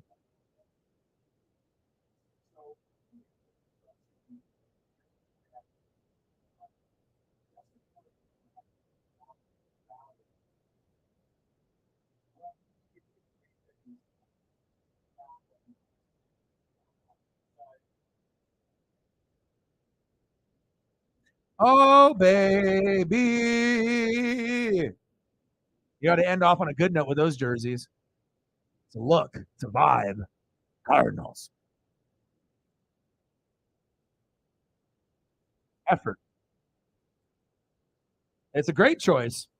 You got to be able to get that awareness, for other baseball fans. Baseball fans aren't as rabid as like football fans on, like YouTube or other platforms. So you got to be able to, bring out the fan base, and understand. I mean, there's going to be a lot of people that do like football, wrestling and whatnot, but you're not getting as many doing NASCAR or baseball or hockey. And there's some, but reflect with a fiver. He says, I don't want you to eat air sandwiches, my guy. I appreciate you. Bang, bang, bang, boom, boom, boom. Bang, bang.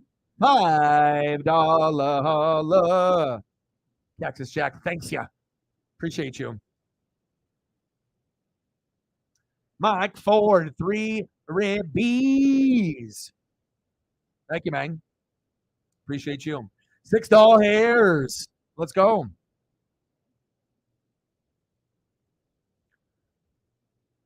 Right. No, I hear you. Yes. Yeah, definitely just got onto a roll. But the crazy thing was at the beginning of the game, Brown got the first 7 batters out. He had 7 Ks like in the third. Like he struck out 3, then struck out the next 3. I'm like, what? I was like, I've seen Bryce do like 5 out of 6, but now you're doing shit that's like, what? I was like, you're pacing for like 18 Ks. I know that wasn't going to happen. And then the bats became alive, which was nice.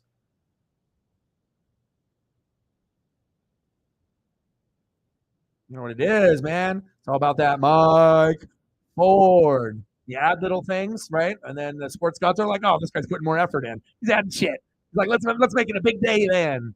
We're adding stuff. We're making things better. Mike Ford. You already know it, baby. Yes, yes, yes.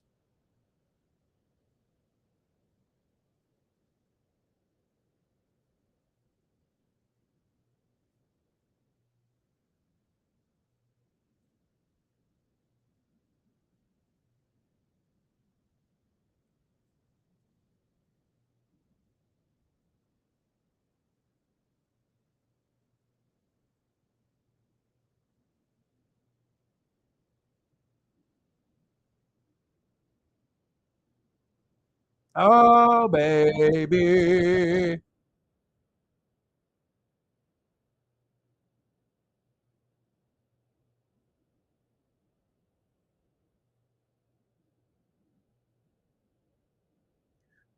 Damage control, because that's what we do.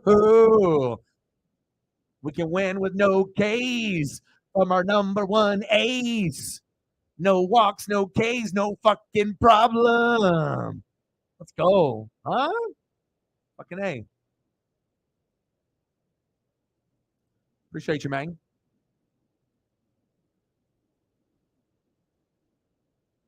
I mean, the very beginning part, you were like, "Oh God!" Like I was like, "Is this going to be like a 11K game against us?" But we won 2 games with 11Ks against us, so I think the confidence is at an all-time high. Because if you can win when something like that happens, where you're like, "Oh God, the guy's got 10, 11Ks, we're screwed until he goes out." But that's just the thing. Until he goes out, if we still got 1 to 3 innings to win, we can win. We just got to have those bats turn up, and normally they don't. But as of late, they have.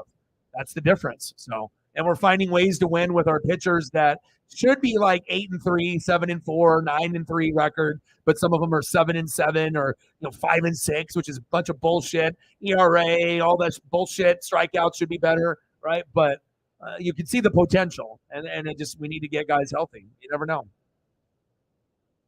Love it, man. It's all about trying to get above 500. But I mean, this puts us. Like people can see, like, oh, Seattle, because they already know the Orioles are the underdog in the American League. Then who else? The Mariners and the Blue Jays. We're also going to be fighting. So I think that's what you really got to keep your eye on. The Astros, the Mariners, the Blue Jays, and the Orioles. The Orioles are we already know how good they are. And you already know the Rangers and the Rays are there. So it's about the others trying to get in. So we hope forward to.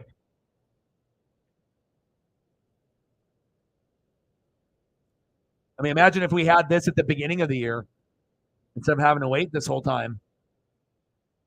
Mariner Moose loves it. Let's go.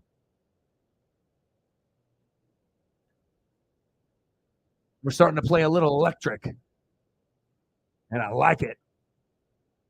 Hell, I mean, honestly, I don't even need to fucking win like this, but you got the do-rag on, you got the hat, you got the Julio, you got the Julio shirt, it's about the grind and putting in the work. And oh, my boy Elliot, we're going crazy, bro. Let's go. Now, how are you doing? Keep me posted on what's going on with you too.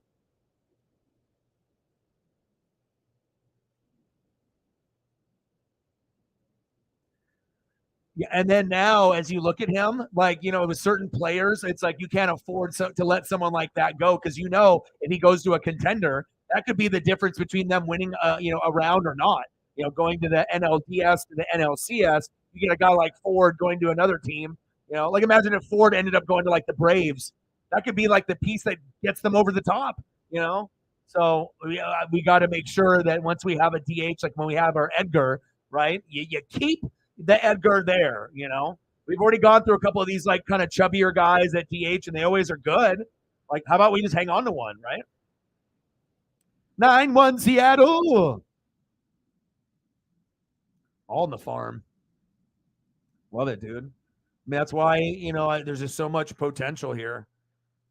And then all of a sudden, I mean, even, let's say if you're a delusional like Mariner fan, then maybe you just think that we're going to go to the World Series every year just because we have Julio and you don't pay attention to anything else. But I think most Mariner fans are pretty realistic. And, sometimes there's things, we can discuss that maybe we'll see before the casual or, normal Mariner fan will see. Like if, you're really paying attention to the game, but bright future.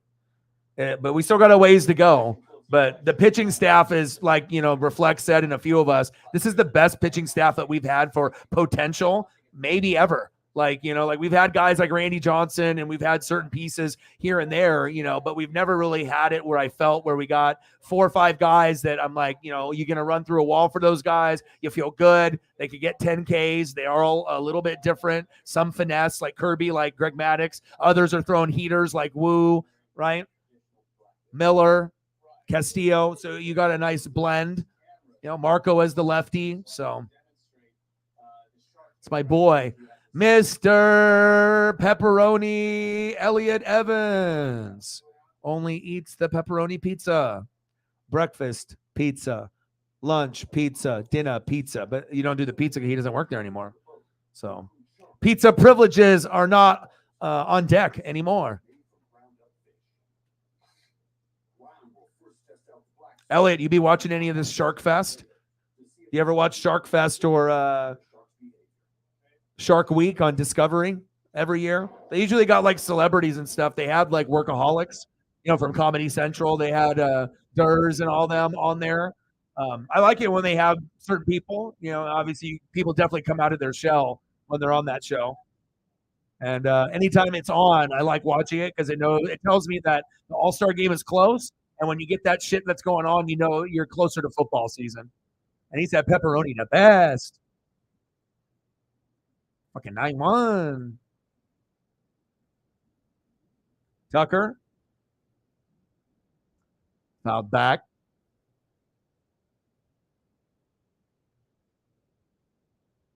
This guy's good.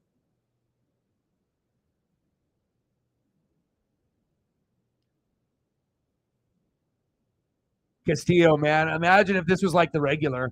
He's like, yeah, they'll probably get me like, 7, 8, 9 runs. Shit. 9-1.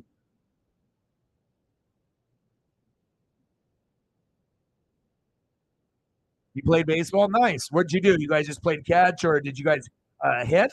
And like one person was fielding, or did you just like throw the ball around? The crazy thing is with me, like I did that with friends and my dad, and like so much that when I would go camping, I would always encourage people, even if they didn't know how to play baseball, to get a mitt, and we could like help the people that are not as athletic learn. And once they learn, they love it, and then they become like, kind of obsessed. It's like you don't have to play baseball, but if you can learn how to fucking snap the mitt and learn how to like throw decent, you don't have to throw like you're going pro, just like be able to throw and catch. It's like probably the most relaxing shit you could do with friends. Like, throwing the football around is one thing, but you get kind of tired of it, especially if someone can't fucking play quarterback. Basketball is good. You can like shoot hoops with friends. But I feel like if you got baseball friends that we can have like, toss the ball around for a little bit, definitely your day is made. It's like going to the river. I don't know what it is, the psychology of it, but even if you didn't play baseball growing up, I feel like you do that with friends. You can create a lot of memories, man, with beer or no beer. Bottom of the 6th, 9-1 Seattle. Castillo, boom, right there. Colton Wong. And when you got JP and Colton Wong right there, it's like the confidence level is like fucking at an all-time high. Like, that there's not a lot that's going to get through, but if Jose's in there, then it's a liability, and I don't like liabilities, Pepperoni pizza, breadsticks, Mountain Dew. Now, did you have Mountain Dew or Code Red, or did you have some of that Baja Blast? Happy birthday, my boy. You're the youngest mod, and one of my favorites on the channel. And definitely you have a different taste of pop culture and music compared to a lot of other people, and I like that vibe. A lot of those people that you listen to or that you like, I'm in that same boat. I like Vice Channel, Tyler the Creator, even as a performer, rapper, but just to be able to see like how he interacts, kind of like Action Bronson. Like, I tell people this, and people kind of don't take me serious, but if I could literally meet out of like any 3 people on Earth, right, and chill with, Action Bronson would be like in my top 3. Like, he just seems like a really cool, person, entrepreneur, obviously food connoisseur, does the whole hip hop thing, you know what I mean? But just like, he's got a big passion for sports, and he's just a very, very genuine, chill dude, and very loyal to his friends. You can see that. So.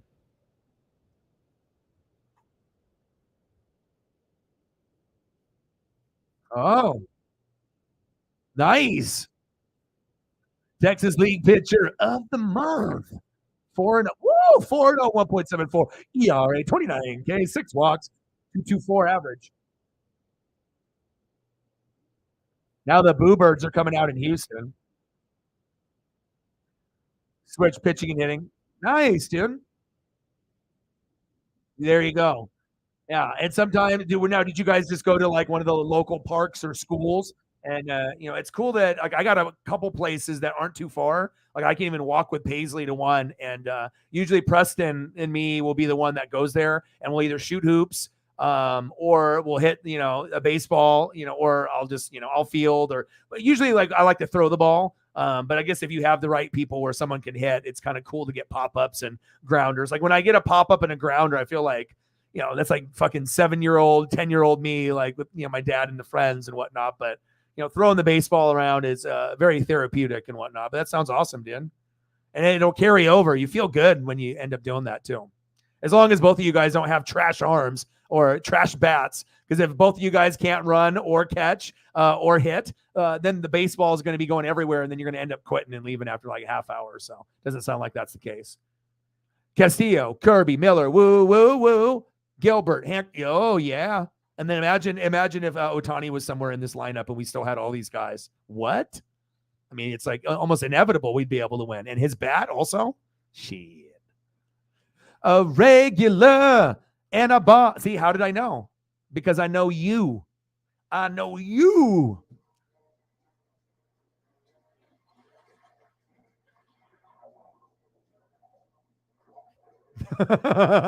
Yeah. Oh no. Is that where the no came from? I saw John with the no. So I was like, uh-oh. I was like, that they either got a home run or they made a huge comeback. And then you were ahead and now you're not. Damn. Oh yeah.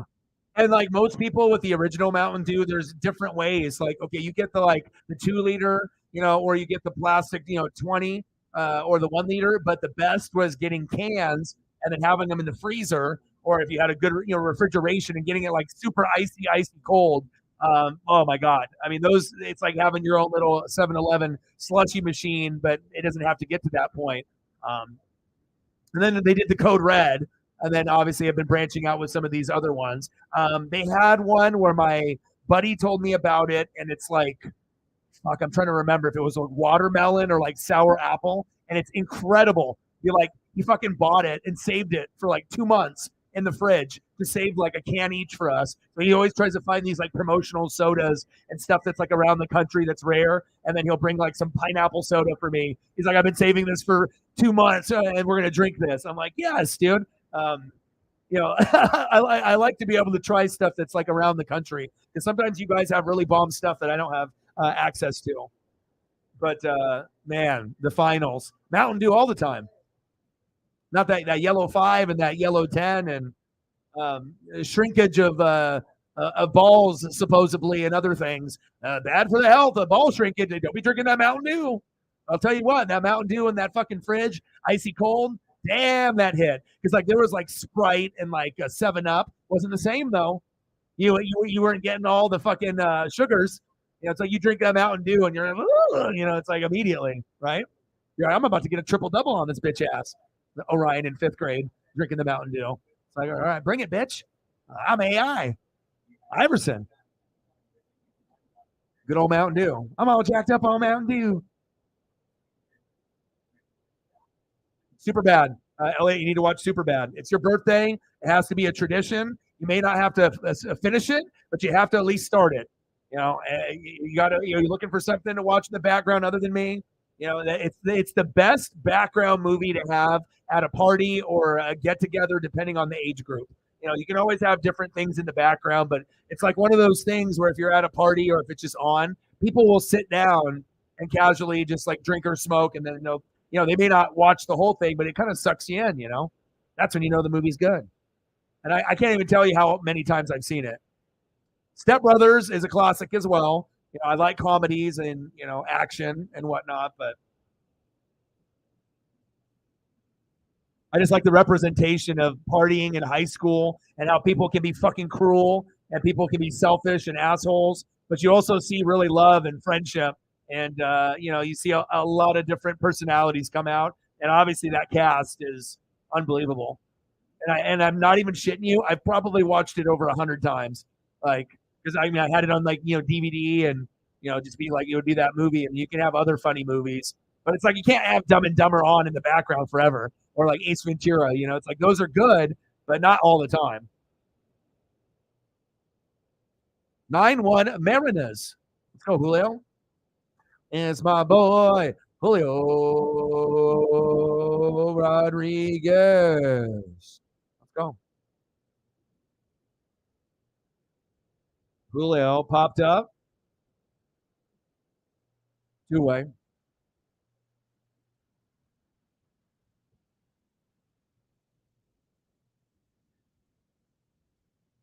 Mountain Dew for all the flavors. Because there's this other drinks that like I feel like Sprite. You can get it from McDonald's and you can get it like different ways. Sometimes it tastes good, but sometimes Sprite tastes like stale. Like it's just the way that it tastes compared to other flavored stuff. It like doesn't have the same appeal that it had back in the day to me. And then you got 7 Up has its own kind of watery, different type of taste. But if I'm not going Mountain Dew, I'd rather go for like something like from my childhood, like Squirt or Fresca. My dad loved the Fresca back in the day. And I actually got some just thinking about my dad and like being a kid in the summertime. And it was like, I had a can or like a glass. And I think I ended up buying a 2-liter and then maybe something smaller. But it definitely brought me back, to being a kid at that point. The Fresca, refreshing.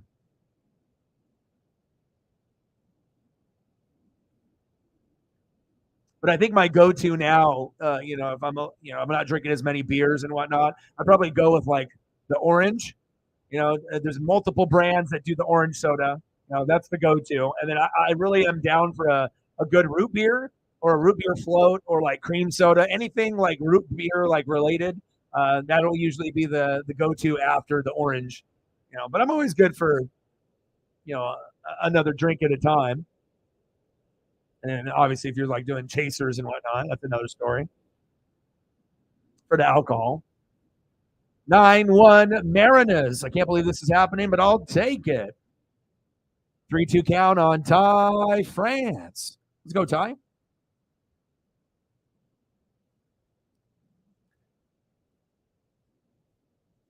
Yeah, because we showed the photos. He's like, oh, they showed photos of me. Homer. Yes. Dude, it is. That's why, like, I feel like, you got to be able to have people on the fan base of all spectrums, the young and then the middle-aged and then the OGs. Especially, like, ice cold, man. Ice cold makes a huge difference.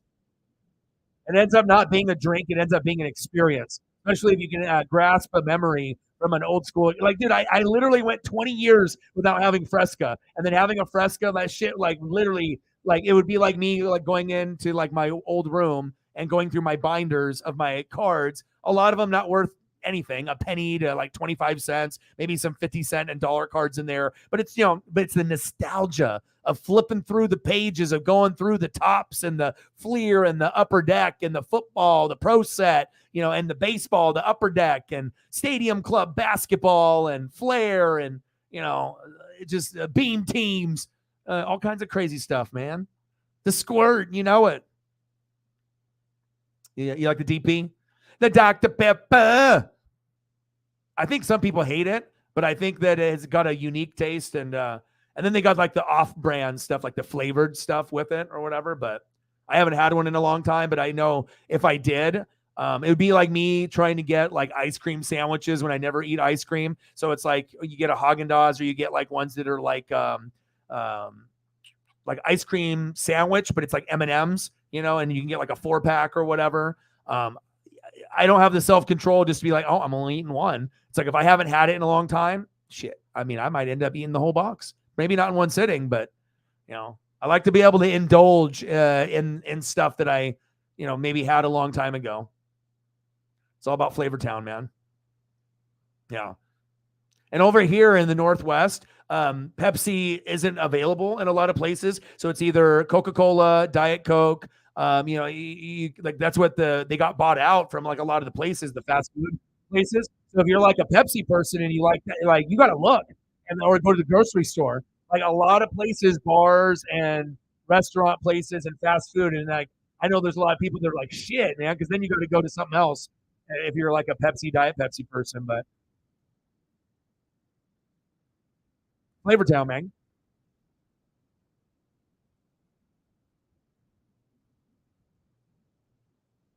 Yeah, not good. Dude, you're welcome to the Mariners, bro. I mean, it happens, dude. You know what? Would be smart. You already know Machado is the Hall of Famer. He's the best all-around player. Tatis, even though there was the cheating going on, we know he could be a Hall of Fame player. Soto should be traded. Soto is a name, but he doesn't produce based off his superstar name. And if you can get some kind of pitcher, elite pitcher for him, or get another contact hitter that's a lower name that actually hits and can get on base, I think that would really help out the Padres, and it would take that name off the payroll. But I think if you're going to make a change, that's who I would get rid of and get some compensation while the name is still hot, because you've seen him firsthand and he's not as good as advertised. And that's not me being a hater. That's just me being truthful. And I think that most Padre fans would be like, damn, he's right. Like you're keeping Machado. No chance in hell that guy's ever fucking leaving. Tatis has got way more potential. Soto's a name, but it's not like an ingrown, your guy. You brought him in. So anytime you bring a guy in, maybe he'll work on another system. But I feel like there's a lot of talk, not a lot of results, a lot of shit talking. It's like, what, you going to shit talk to Ohtani? Like, be quiet, bro. I mean, it's not like you're batting 400. And even if you were, you shouldn't be doing that. Because, like, come on, dude, Ohtani, you're gonna talk shit and then go, what, 0 for 3 with a couple Ks? Come on. But I think that would spark plug the team if you got, I'm not saying that that's going to happen, but if you were able to get fair compensation or get something good, like a really good pitcher in the rotation and a really good hitter, and get some of that payroll taken off, I mean, shit, that could improve the team drastically.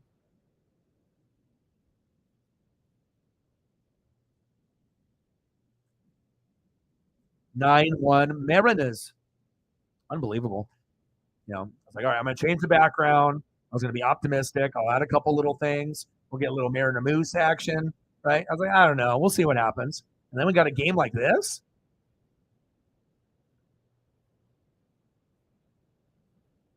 Castillo's still out there in the bottom of the 7th. 6 doll hairs. Let's get to a hundo. Not JT in the building. What's good?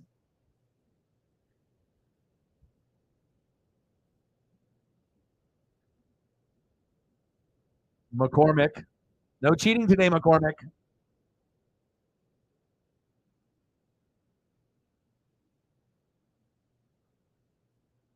Don't slap anybody's wrist away. No Bush League. And we still got Louise out there. But that shows people, if they're paying attention, that the Mariners can win in weird fucking ways. And now Louise has got 3 Ks. But, I mean, we're sitting at 0 almost the whole game and no walks. 5 hits, nothing, no damage was done. And then we just went on a fucking explosion. But there is a little hole in the lineup with Teoscar, Cal, and Suarez. They haven't got anything. But everyone else, the 1-2-3 hitter and the 7-8-9, unbelievably, But the 4-5-6 is a goose egg. But but the good thing is the guys that are in the 1-2-3 and the 7-8-9, it's not like they got 1 hit. Almost all of them have 2 or more, and they're substantial hits, and that's why we're sitting at fucking 9-1 when Castillo had fucking 0 Ks. I like that.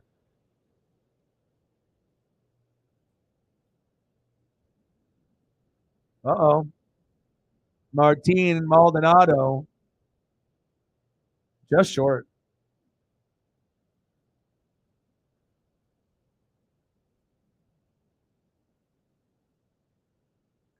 Martin Maldonado. No homers for you, brother. Cool photo, though. All right. I got to take every advantage. I got Shark Fest on lock. I'm trying to watch like 10 hours or more of Shark Fest, keeping up with everything. Shark Week on next week. It's going to be amazing. MLB All-Star festivities coming up here, just right around the corner. Home Run Derby and the All-Star Game. And like I said, the MLB All-Star Game is my favorite All-Star game, and it has been as a kid, and I've never missed one. And it's the most enjoyable because they actually try, and it's the only All-Star game that's like that. I think NHL All-Star Game is probably second. NBA All-Star Game is more of a spectacle of dunks and no defense, which is garbage. And they don't even have the best participants in their big events for like the dunk and the 3. So it's underwhelming. And then the Pro Bowl is absolutely obsolete and stupid. So we already know how that goes. But at least with the baseball. And then they usually would have something like important, like, okay, whoever wins between the American League and National League, so we're actually going to dominate every major sport. The winner in that league gets home field advantage in the World Series. So you're telling me home field advantage, I mean, and even if that wasn't on the line, baseball still would be putting out a better performance. So, yes. Yeah, and my boy Justin for the Duffel Bag Boys, he's going with his dad, and my boy Preston, he's going too. So I normally would be going, but I was kind of like the alternate. If someone got sick or couldn't go, something, I would go, with one of them. But I'm going to do the game here, and they're going to grab me some merch. I was like, even if they just get me an All-Star shirt, I'll cut the sleeves off of it and I'll wear it, so that way I can have like, some kind of cool memorabilia piece or something.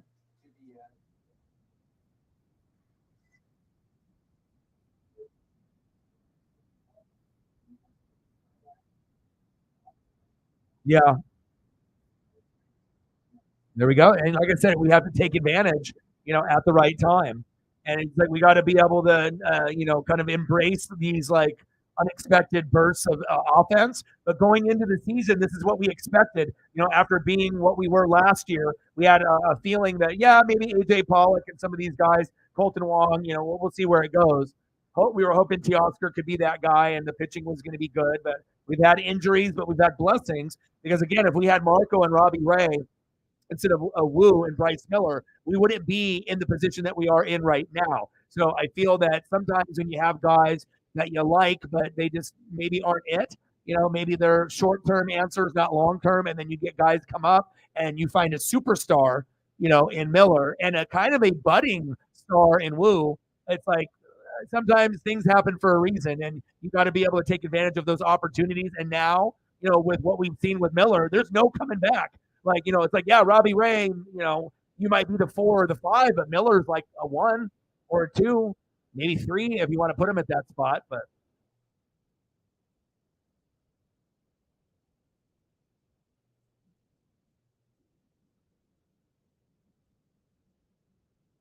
Dylan Moore in. Dylan Moore is like, I need to get 2 hits for the season before the season's over.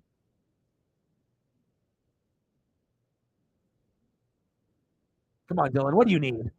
You need a little Mariner moves jumping up and down? Come on, baby. I mean, that's the guy that we need to get out of the slump. It was like Colton Wong, Logan Gilbert, and we got to get Dylan Moore, to get some confidence. It's not like we're going to use him a lot, but you just don't want to have any wasted pieces where it's like a liability, which I feel like Jose Caballero, his defense is a liability now. He's our first liability, I think, at this point. We have to be aware of it. I need to see some improvement.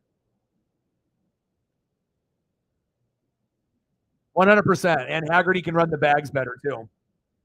And you get a little bit more emotion. Dylan Moore, it's like he's just out there, but I don't feel the presence. I don't feel Dylan Moore. Like, Dylan Moore's just Dylan Moore. I don't get excited. It's just like he's out there. He's swinging the bat. What connection do we have? But when you get Haggerty, there's a little bit more swagger.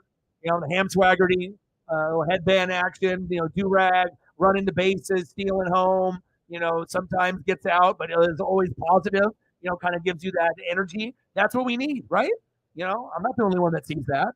And so you can read a lot into a player, based off body language and how they interact with, not necessarily the fans, but the other players and themselves. How do they carry themselves? And I don't think like there's not the swagger in but again, if you had one hit, and I don't know how many games it's been now. Like one hit in like 10, 15 games, you're probably not feeling too good. Big swing and a miss for Cal Raleigh. Let's go, Big Dumper.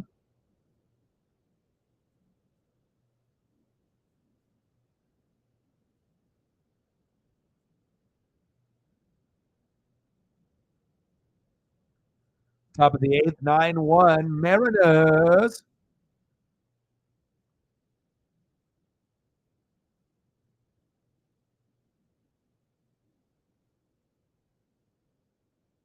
Yeah.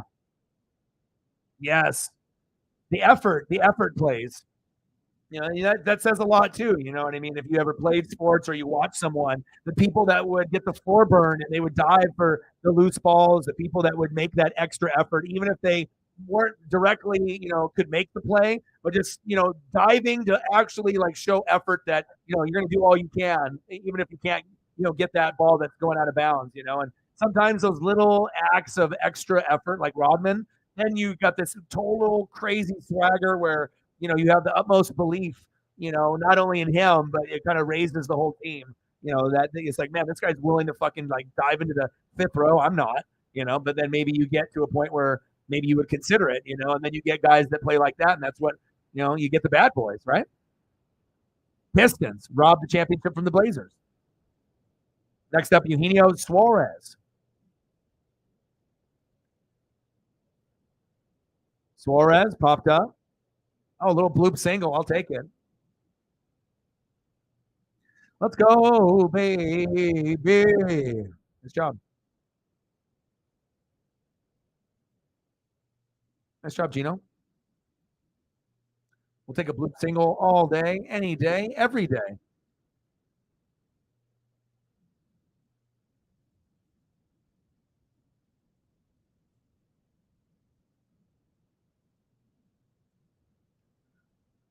Three-two Padres. 2-0 Dodgers. 2 for 3. Double and a single. Nice to see Kelenic kind of get back into it. He gets frustrated really easily. He's been like really, really angry, like abnormally angry, like the angriest player on our team. He's like super emotional. And that's what kind of got him in the gutter into AAA last year. But then, got the mental health and I feel got into a nice groove in Cactus League and Grapefruit League, brought that passion and energy over, was the MVP for the first 50 games. But he has been a little shaky in the last 10, 15, kind of a little bit in a drought. Every once in a while, he'll have a decent game with a hit or two and make a defensive play. But definitely the umps being shitty, like we know they are, have been getting him worked up. And hopefully he can, just keep it chill. 9-1 Mariners.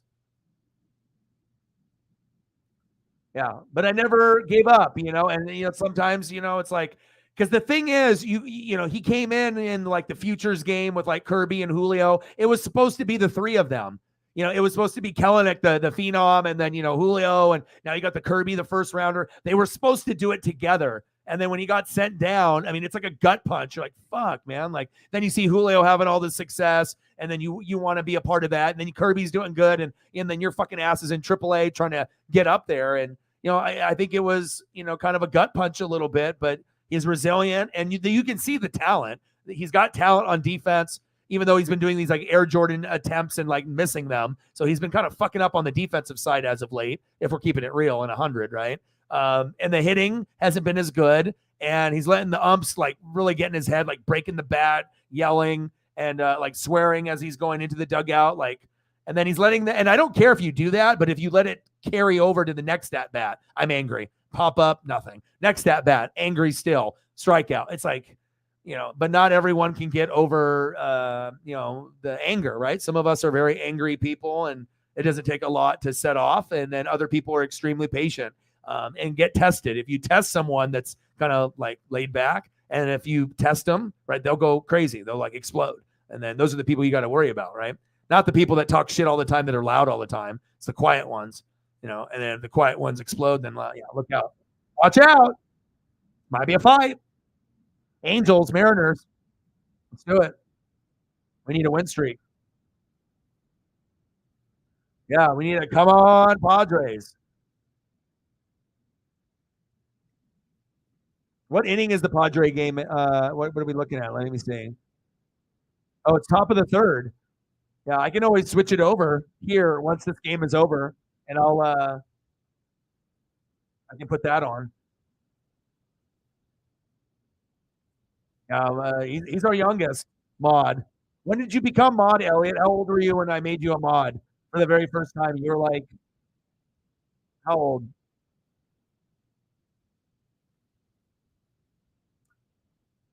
Like 18?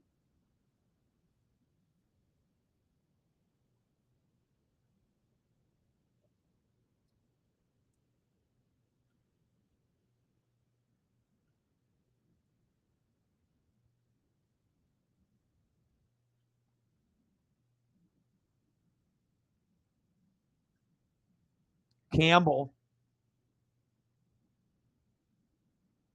All right, let's take a look at Campbell and see what we got. MLB debut. And like I said, it's always about looking at the next man up, the next guy in AAA, the next guy in AA, single A, looking for those future players, like we got a catcher waiting in the wings, that is going to be, probably our new phenom at catcher.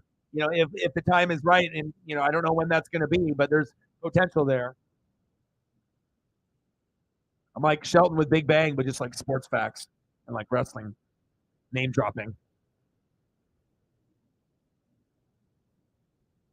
And I hope that the outing is, you get to see a little bit. It's like we need to have the best mid relievers and closers as possible. Obviously getting the guys to bat better than 230 as a team is ideal, but it's always great to have an explosion like this. But can we keep it going?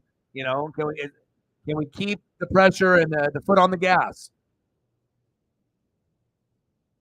It just shows how dangerous we can be, like the Orioles and the Blue Jays. We might not be, the fucking Astros or the Rangers or the Rays, but if you forever 1 second doubt the Blue Jays or the Orioles or the Mariners when they're on, you're gonna lose. Like you can tell, like what teams are built, for really good success if they can just put the pieces together. And a lot of teams, even when they get at their hottest, don't have the pitching and hitting potential that some of these other teams have, like maybe Mariners, Blue Jays, and Orioles. Much better than, I kind of put not the Orioles with us or the Blue Jays. Orioles belong up with the Rangers and the Rays respectively. They've earned it this year.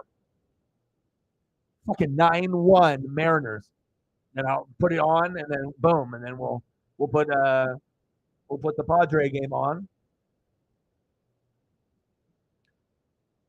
and I'll put the Padre stadium. I'll put that on there too, and we can like boom go from one to another, just like that. This guy's got the mustache. This guy looks like my third grade math teacher. Like, who is this guy? He's like, Orion, shut up. So I fucking beat that guy at some wall ball. Bitches. Popped up. Here we go. The wall ball. It was always basketball, but there was a wall ball, when you were younger. It was intense. Bottom of the 8th, 2 away.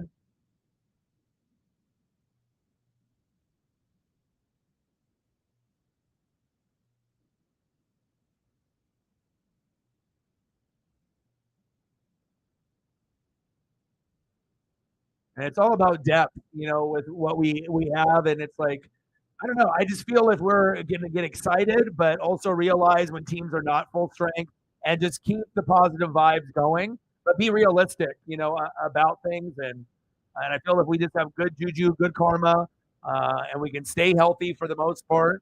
And also, too, when Marco comes back, if he can play like he did, before he got hurt, that might be the X factor. That could be like the 5-hole, and maybe someone gets left out like Logan Gilbert. But if he can keep that intensity up where he's winning 4, losing 1, winning 5, losing 1, and he can repeat that, that could be really, really big, especially having a nice lefty in the rotation.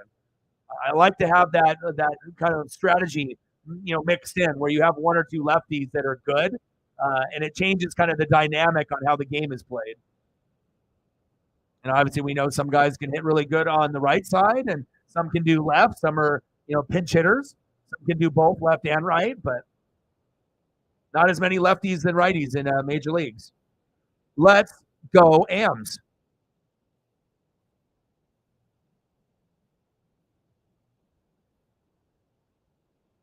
Joe Dirt approves. 9-1. Fuck. Got him. Wow. End of the 8th. Well, that was kind of impressive.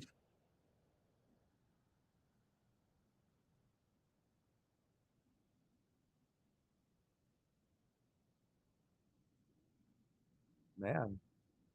Campbell?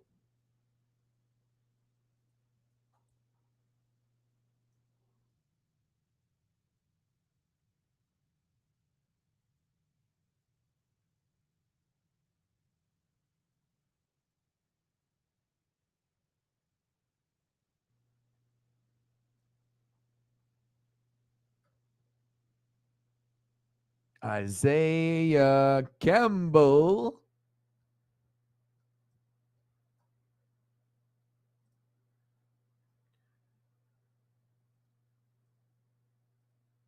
Got to get rid of Dylan Moore. Make room.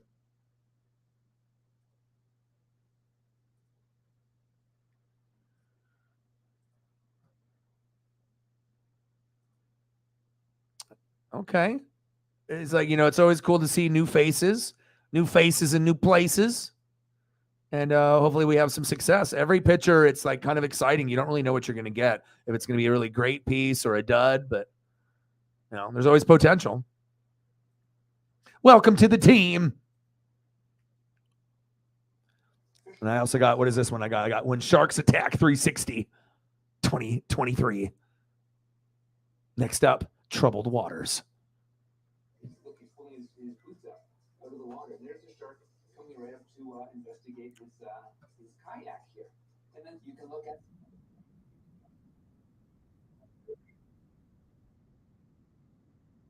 Oh, baby. Mike Ford, homer to right, bing bong, 10-1 Mariners. Let's go, baby. Let's be electric. Let's go. 10-1 Mariners. Oh, Mike Ford. Mike Ford. Hey, baby. Let's go. Let's go. They're booing. They're boo birds. The boo birds are out. Let's go, baby. I love it. 10-1. Mariners. Mariner Mooses, good luck. It's like first time to debut it. And then we get a 10-1 performance. Well, guess what? They're going to stay. You are electric, Mike Ford. I love you. I really did love Vogelback, and I like Carlos Santana a lot. I mean, I really have been wanting to be able to like have that love for Edgar Martinez, but someone else. I mean, we're never going to have that Edgar Martinez level, but it's kind of cool to be able to have a tree trunk, kind of bigger, chubbier dude that goes bombs. Let's go, Built for Tough, making the difference. It is $6 and don't knows, 94 to go. All the doll hands. He's on fire. At one point, he was leading the team in batting average, and then kind of went up and down. But I already knew it was going to get to a point where he hit 2 homers, against the Angels, and then he had 2 in one game, I believe, in the Marlins, and I was like, oh, 4 home runs and limited at bats. That's better production than all the guys combined. The AJ Pollocks, the Taylor Trammels, and everything else that they put at DH, which was absolutely terrible.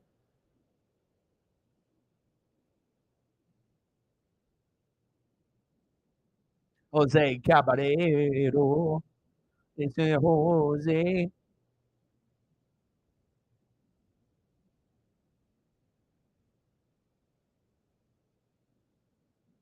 Just fell.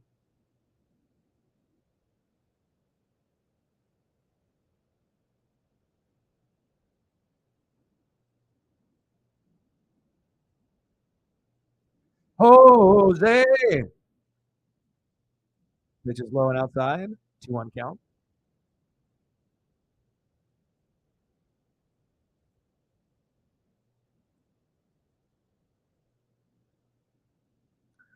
Verlander is old as shit, but he's got a hot wife.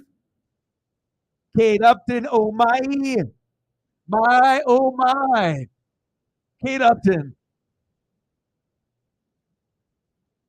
Murphy. And we get Woo. So I'm excited, man. I'm gonna keep it moving. Like I said, I actually really look forward to Woo, more than some of the other. It's like up and coming. Let me see what we're gonna get. So Chopper, double play. Yes, sir. All right, Astros, they can come back. They're only down 9 runs. Easy peasy, lemon squeezy.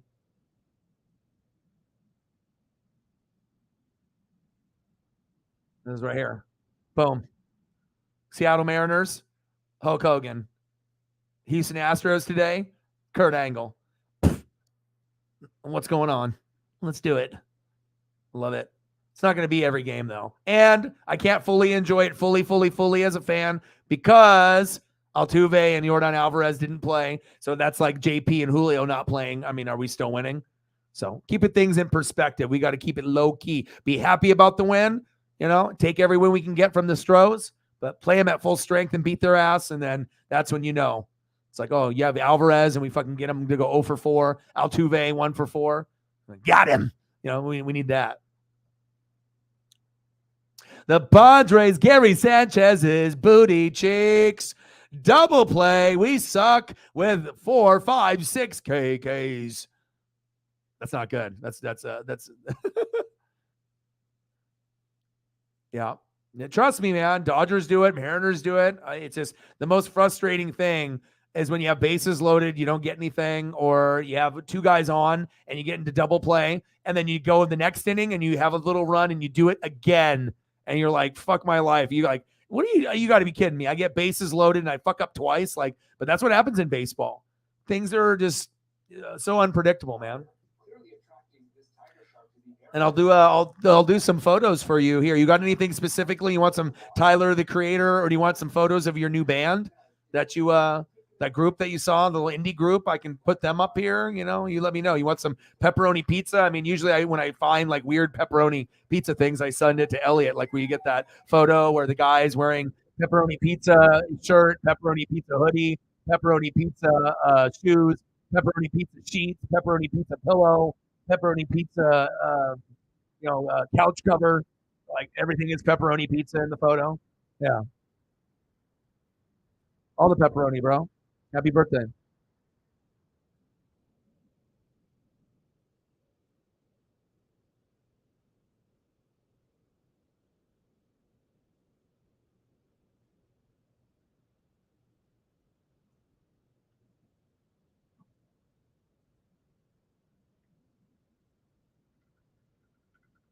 That's what it's about right here. Legends. Gotta have the baubles. The bauble have to bauble. I mean, Dan Wilson, Randy Johnson, King Griffey Jr., 1989 Upper Deck, rookie year. Griffey, Ichiro, bauble.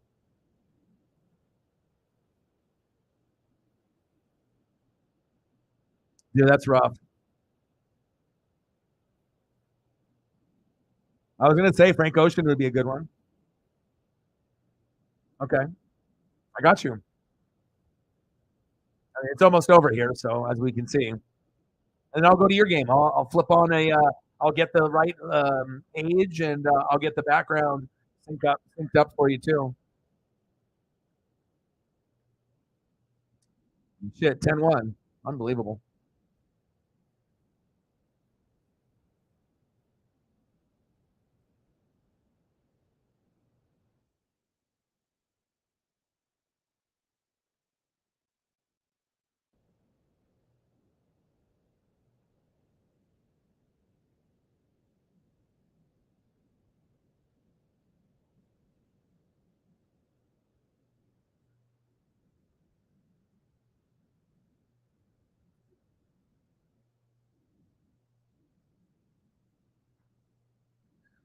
David Hensley going against Salcedo.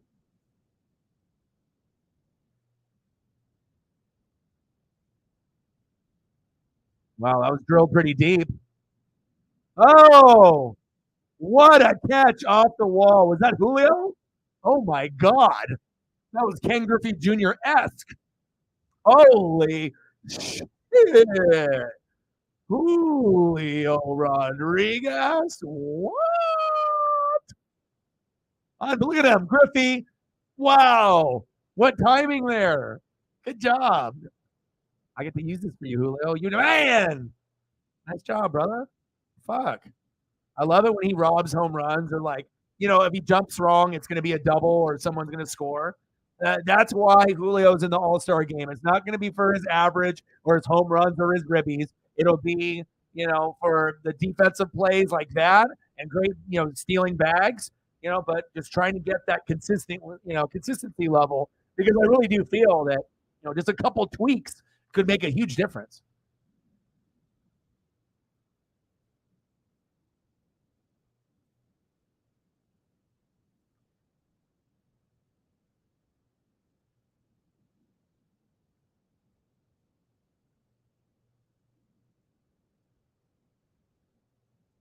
Julio, baby.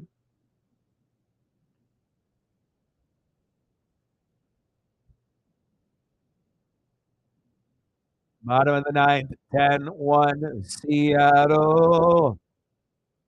So you can't even, I mean, most Mariner fans, this is almost like unfathomable, like 10-1. Like, I don't even know if I would wish that on my like biggest enemy. Like, I don't know. Like, sometimes people are just really selfish people, and sometimes, it's like you get people that'll give their shirt off the back. Like, I don't know, 10-1 is just unnecessary. It's like it's a nice blowout win, but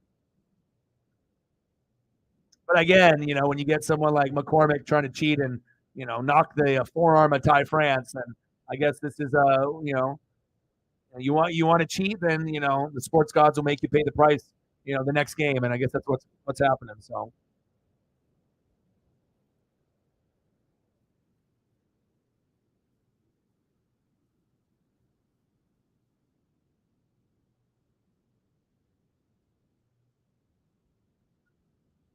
Two outs, 2-2, 10-1. And there it is. Boom, baby. Final score. Mariners 10, Astros 1. Paisley came in here and looked at me. She's like, I love you, Dad. There it is. There it is. Oh, Frank Ocean there for you. I'll get you some more.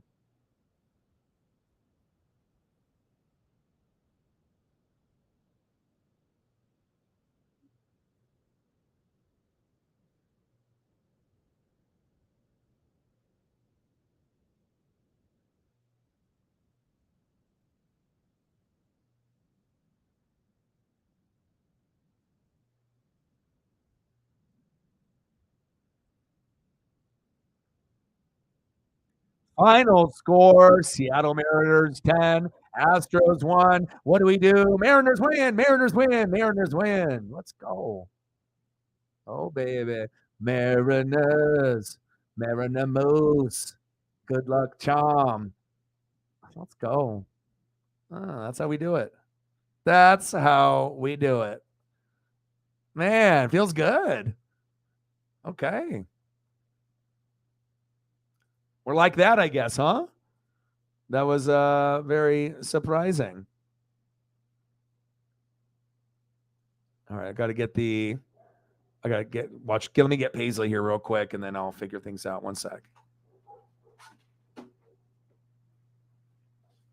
Paisley.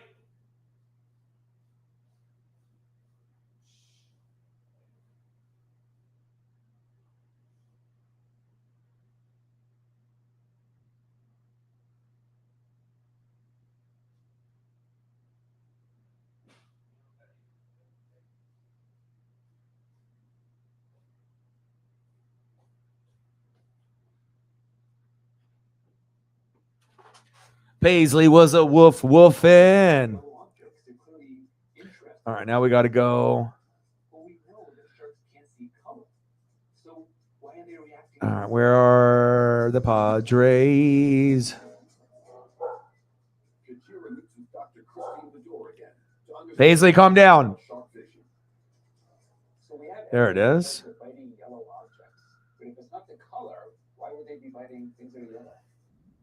Oh, wow. Look at the uniforms that you're wearing. Oh, wow. Like that. Colorful. The colorful ones.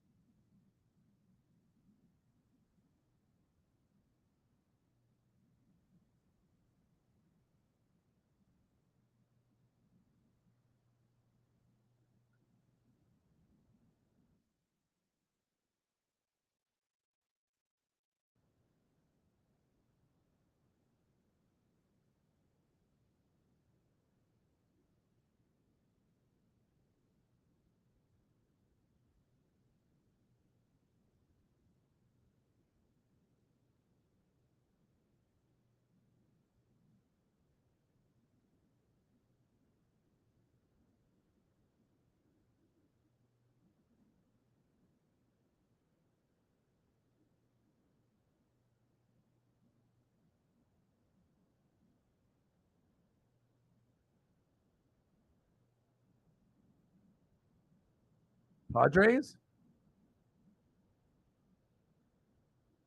Are we there? Hello? Oh, look at that. That's where we are.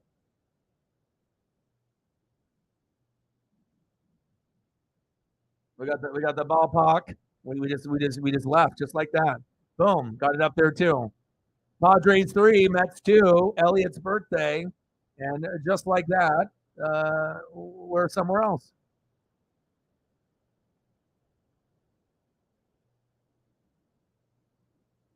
Yeah, he said, "Take out the trash." Yeah, we do. But it's great to see, after all the struggles that we had, up to that point. So,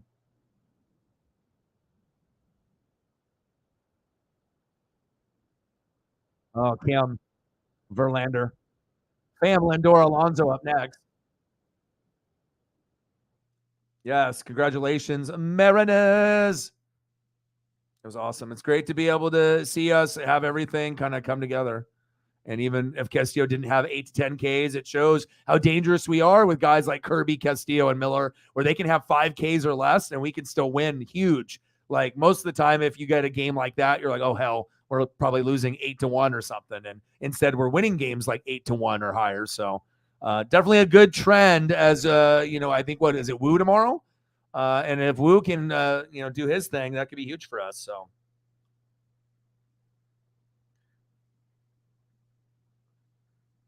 I said, my buddy said, I don't care how hurt they are. It feels good to beat those assholes. Oh, man. All right, let's try to get some Frank Ocean here for my boy.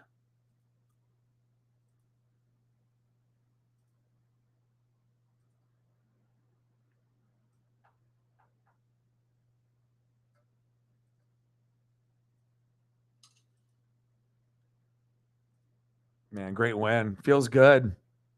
It's like, feels kind of weird winning like that. But I mean, if we can just make it like a consistent thing. I got to delete some of these. They said, oh, dog, you got too many. Delete some of this shit. And I'm like, all right, I will. We got to make some room for the Frank Ocean.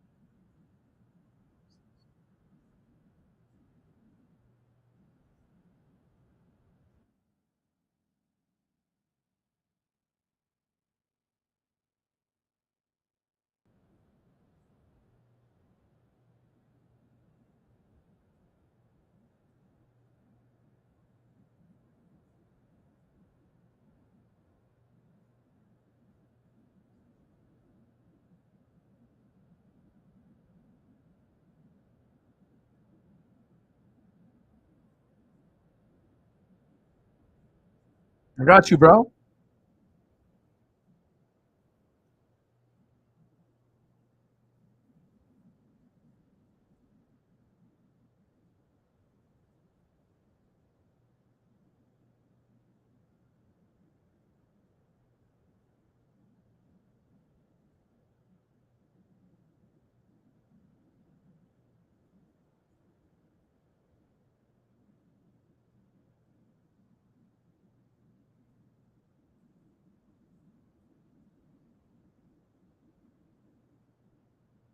Let's catch by Grisham.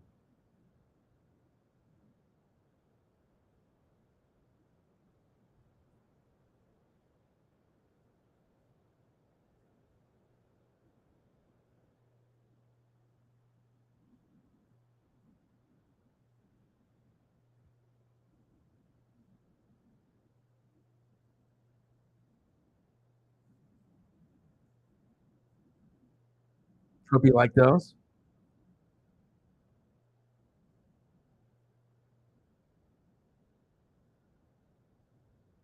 We got one more.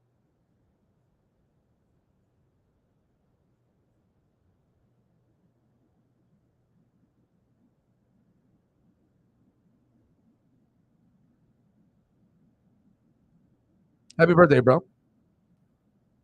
We'll have time to be able to put up a few more.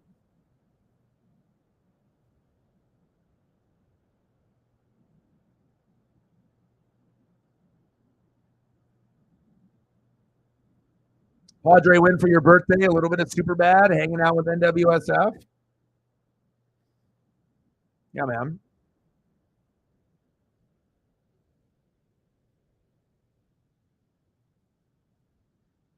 Yeah. Some people are afraid to be able to kind of like express themselves. Everyone gets overly like sensitive. Everyone's on one side or another. Yeah.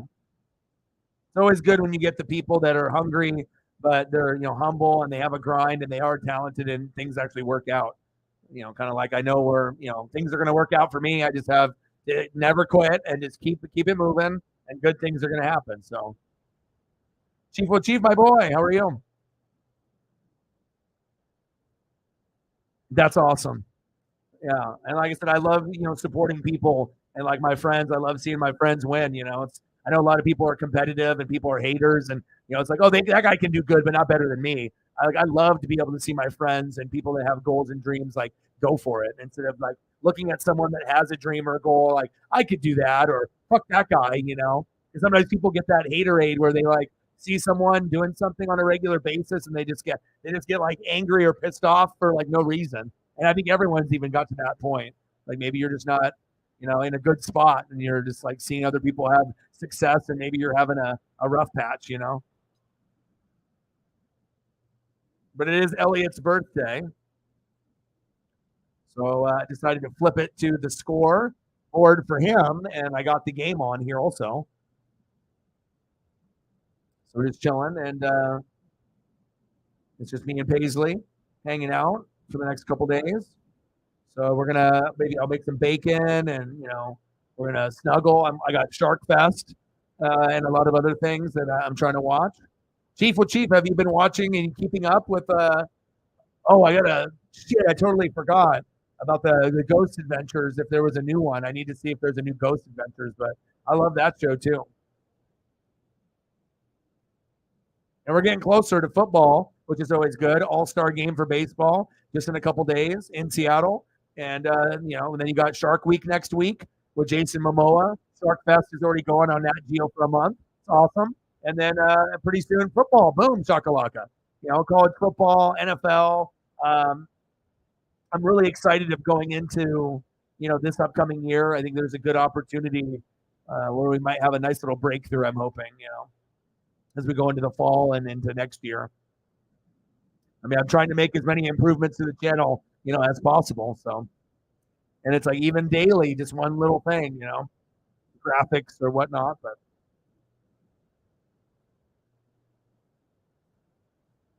anything that you want to see, Chief?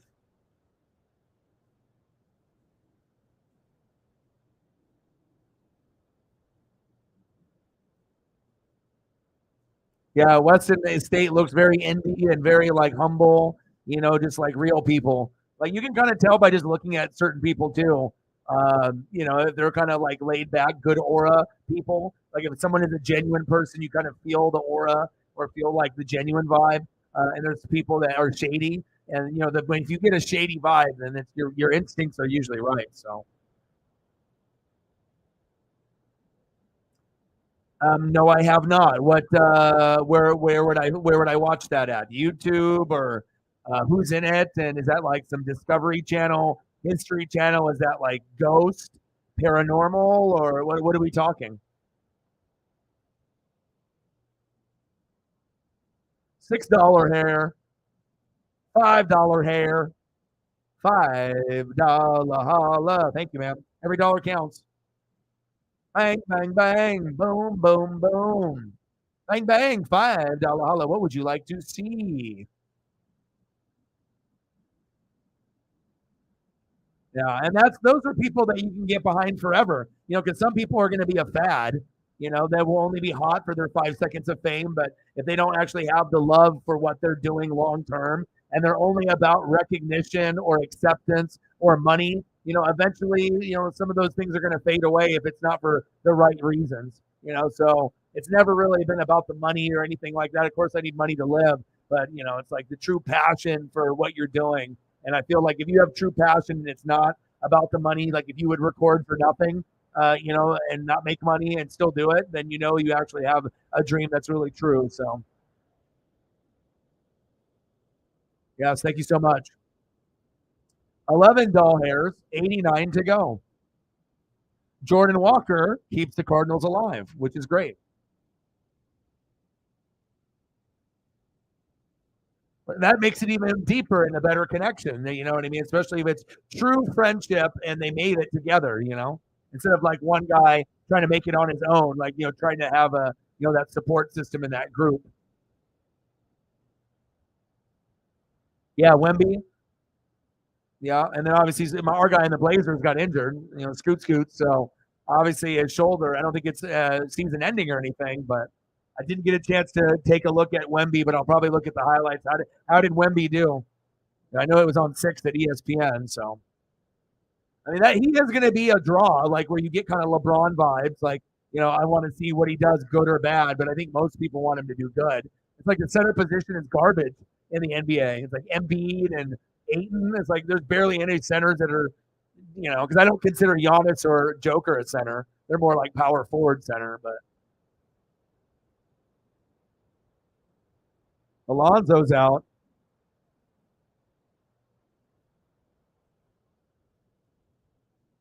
Oh, it sounds like right up my alley, bro. That's exactly the type of shit that you know what I like, bro. You know what I mean? Like I like adventures, like Josh Gates. I like mysteries. I like William Shatner, The Unexplained. I like the one with Lawrence Fishburne where it goes over the mysteries. Like, dude, you give me something to keep me on my toes a little bit, and I want to learn something. And that's why I feel like some of those networks are just so money. Now you got another guy on the TV that I like here, or on the computer, Daniel Vogelback. Hopefully he doesn't do any big damage for you, Elliot. I love me some Bogey.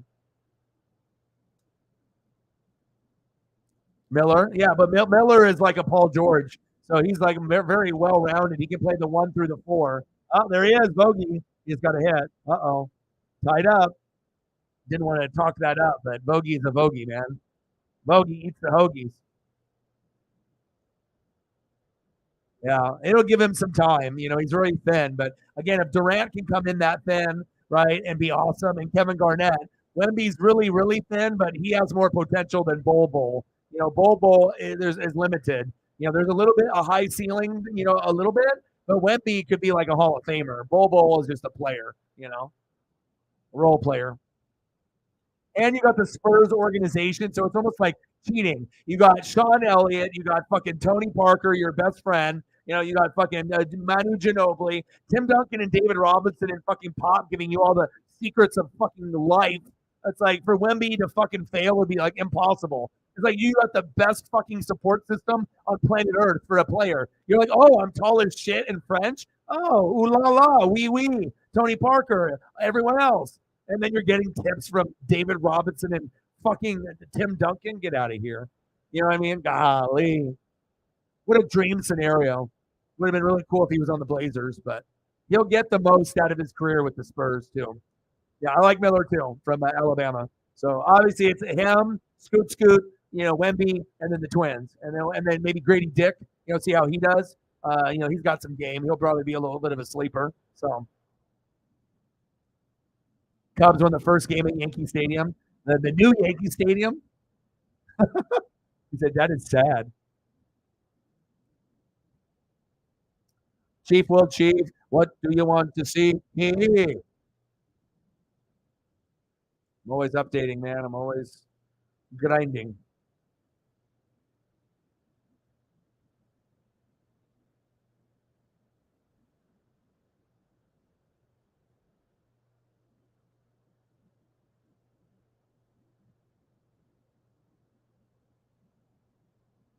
Almost here.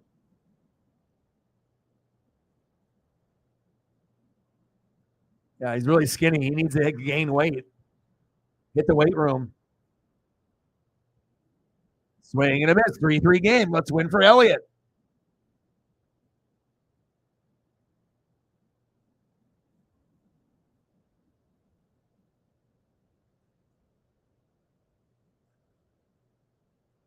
Can we get back to this? Oh no, I'm so sorry, man. Marte with a base hit. Uh-oh.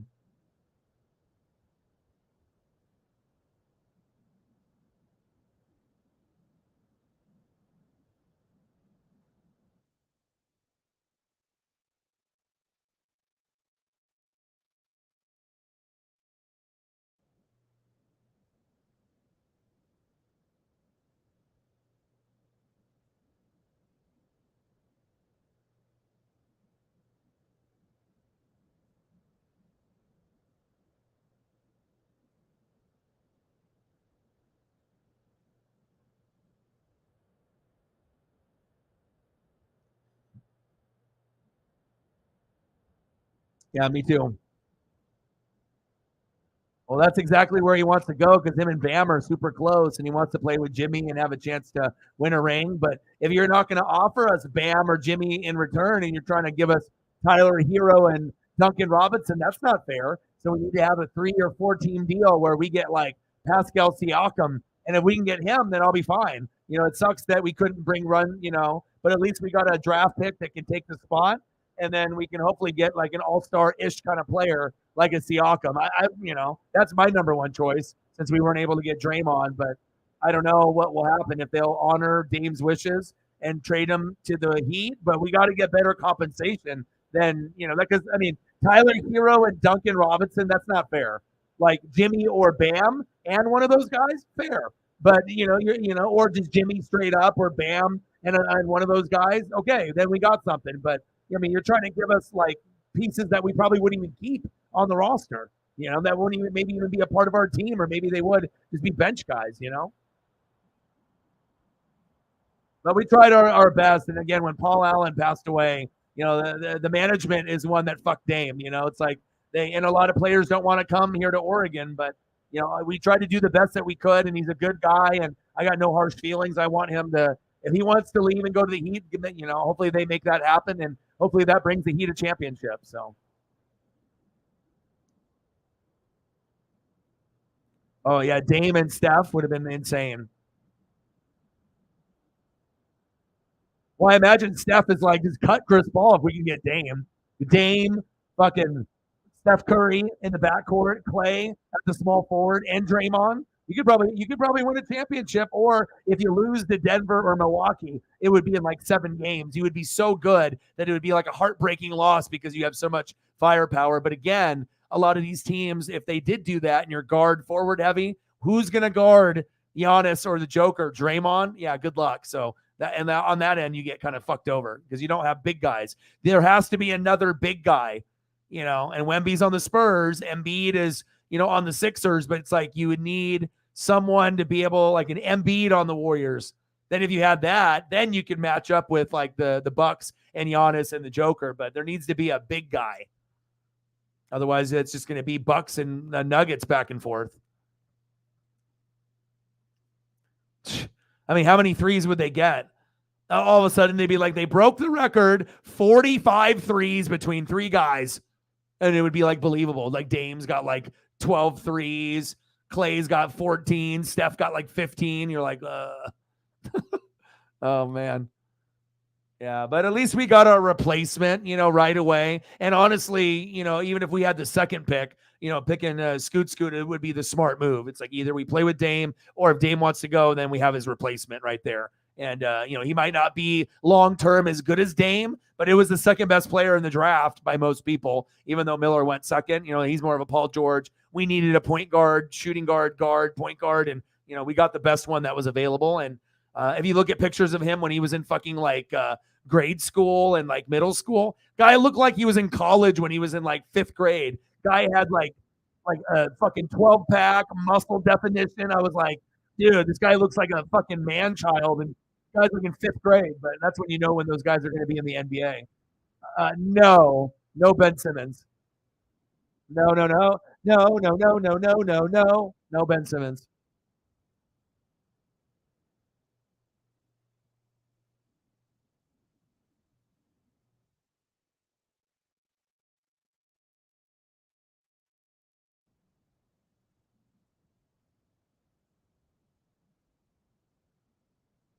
Soto.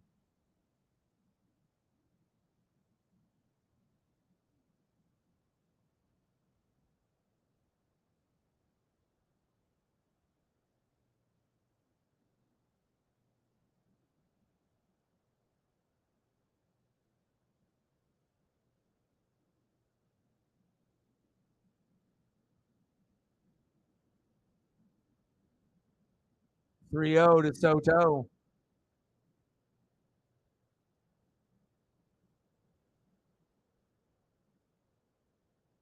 The one like deep shot and then he caught it like so far back and like rebound dunked it. That shit was like amazing. You know, to be able to see some shit like that. You like shoot a three and then you take like a couple steps and all of a sudden you rebound dunk it with your long ass arms like in one fluid motion. Like sometimes when you see things like that, you're like, oh, you know, hopefully that can carry over. He said Ben Simmons, instant championship. Yeah, me too, man. And it'll be nice to be able to find a football card set like this. And then we can just do, you know, this kind of setup. We'll always have a scoreboard. I can always, you know, modify things. And if we want to look at some stats, regular view, you know, pull up a stat page.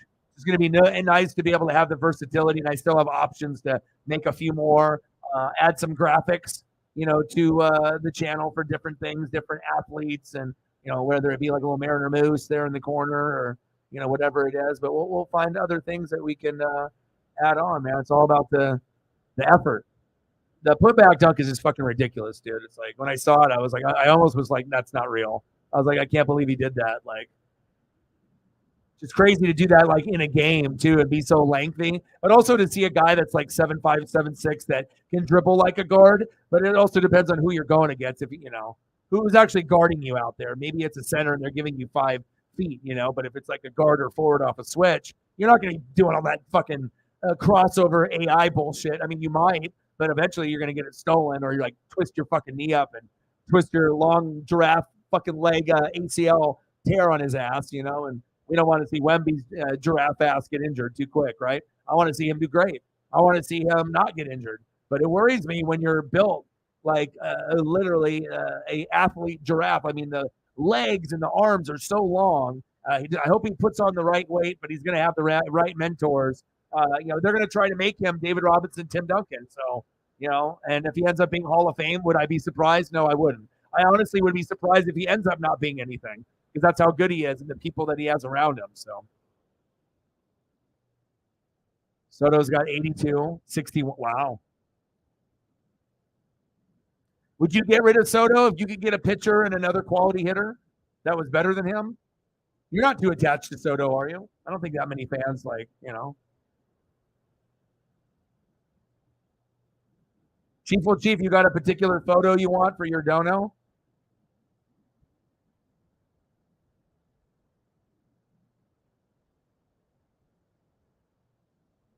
Fernando Tatis.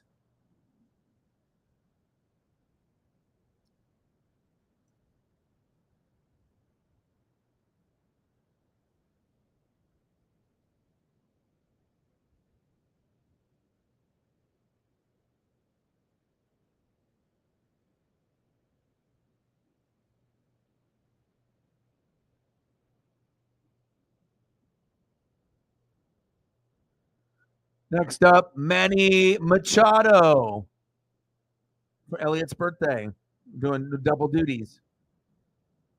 Padres.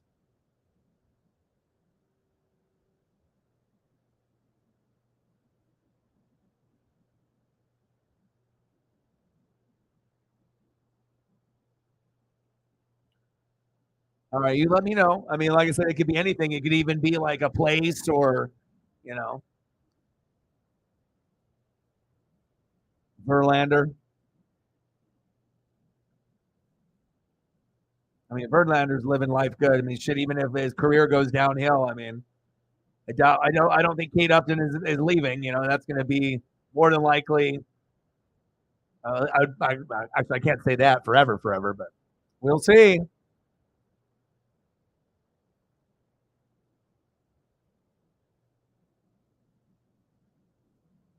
Fucking the Padres look like a baseball team out of Vice City for Grand Theft Auto. I love it, man.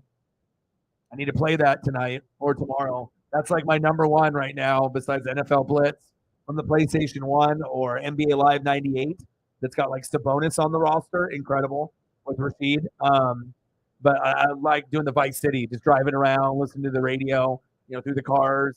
I don't necessarily have to do any missions. I just like to just kind of cruise, cause havoc. Pitch in the zone. Got him.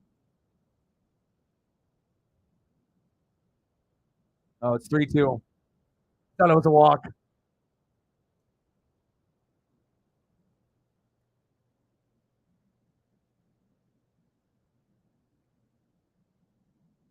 Popped up.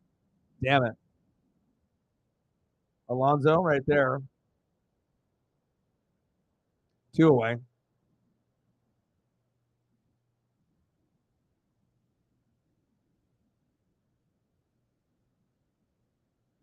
Is it time for the Crone Zone?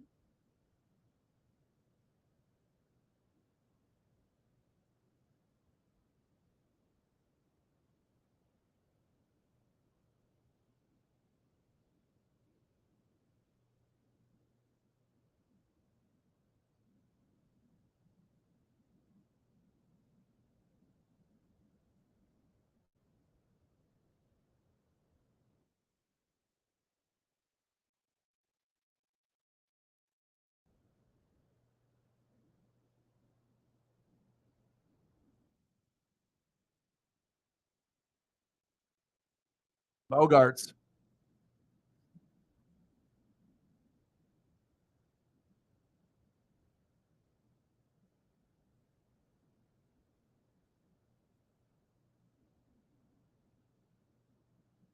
Oh, yeah.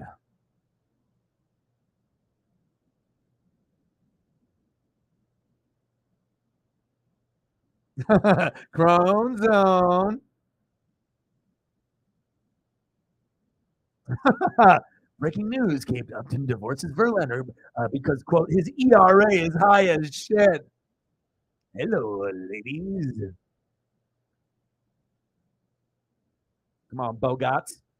Good game, though. 3-3. Crazy that the Padres have so much talent and you're that many games below 500, but it's still doable. It's only 5. At least you're not 10 games or 20 or 15 where there's no hope. Like, there's still hope there, you know? Same thing with the Mets. You know, it's like 5 games below. It's like you guys both need this desperately. And even though it's been kind of maybe a little bit of a failure, you know, it's probably a bigger failure on the Mets side than the Padres. But again, it's like you have good pitching. It's just hitting the match, you know, the pitching. Same thing with the Mariners. So.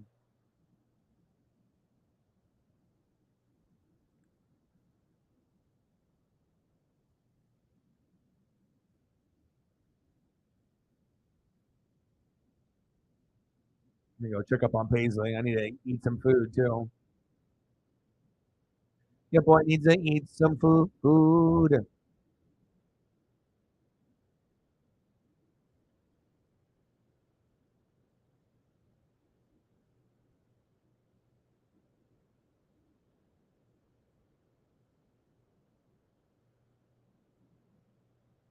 Obviously, we're going to the top of the 6th. Pop up. That's tough. Man, this one's going to go down to the wire, it looks like. $11. Let's get to a hundo. All right, let me I'm gonna kind of check on Paisley. I'm gonna heat something up real quick and then maybe go for, I don't know, we'll see. I'm not sure if I'll go for the whole rest of the game. Kind of just depending on how Paisley's doing and whatnot.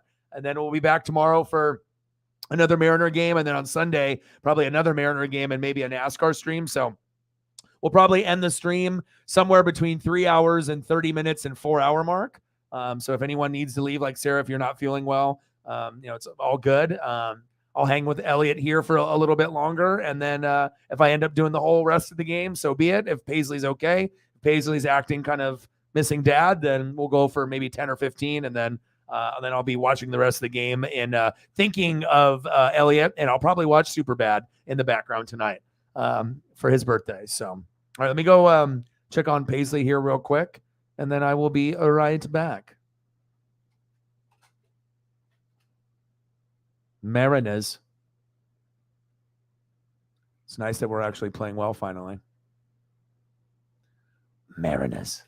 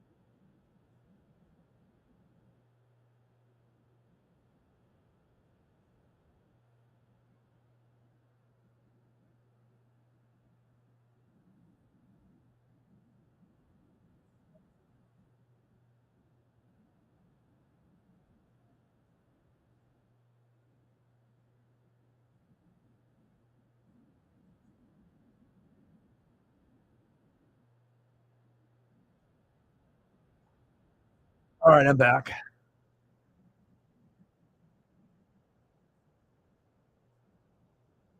Still 3-3, huh?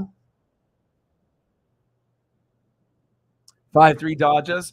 Yeah. So I feel at this point, since we're going to be doing things pretty much every day, some streams are going to have a few more people than others, but I'm really happy that I was able to, stay and hang out as long as I possibly could. And I need to be able to spend as much time with Paisley too, because I am going to be starting to transition to move pretty soon. But at least it sounds like I'm going to get her half of the month, which is more than probably most people would ever be able to split a kid or a dog unless you're on somewhat good terms with the other person. Weekends, at least it's something, but to be able to have her like a week at a time, 1 week here, 1 week at my place, 1 week, that way the transition won't be so shocking, I think, for her, and it'll just be like her visiting another place and whatnot and spending time with dad. So I'm gonna spend time with her and enjoy watching some Shark Fest and maybe some regular show and maybe play a little Vice City, a little Superbad and whatnot, and then hopefully we can get like I said, some days are a little lower than others and whatnot, but like I said, there's always tomorrow. There's always another day to do another stream and maybe have a different result. But ultimately, the Mariners won, and that's really what matters the most. And spending time with you guys. Happy birthday to Elliot. Have a great rest of your birthday. I'll be kind of in the background keeping up with this Padre game, and I hope they win. I'll message you later tonight and you got to watch Superbad before midnight. Absolutely, you got to before it gets too late. You gotta watch a little bit, or at least start it. You know, and you hear that music in the beginning, and you got to at least get to a good McLovin part. Like once you start, it'll be almost impossible not to want to watch it all the way through, and you feel great once you finish it. So, well, I love you guys, and I appreciate you guys very, very much. Thank you to everyone that donated, that commented, shared, helped me on Twitter. I appreciate you very, very much. I hope you have the best birthday. Enjoy yourself, hang out, watch some Superbad. Hope you watch your team win here with the Padres. I'll be rooting for you. And again, I will be back tomorrow, and we'll do the next Mariner game. And then the day after that, we'll do maybe Mariners and NASCAR. So we'll keep it moving. So I love you guys, and I appreciate you guys very, very much. And unbelievable Mariner win. I mean, who would have thought, right?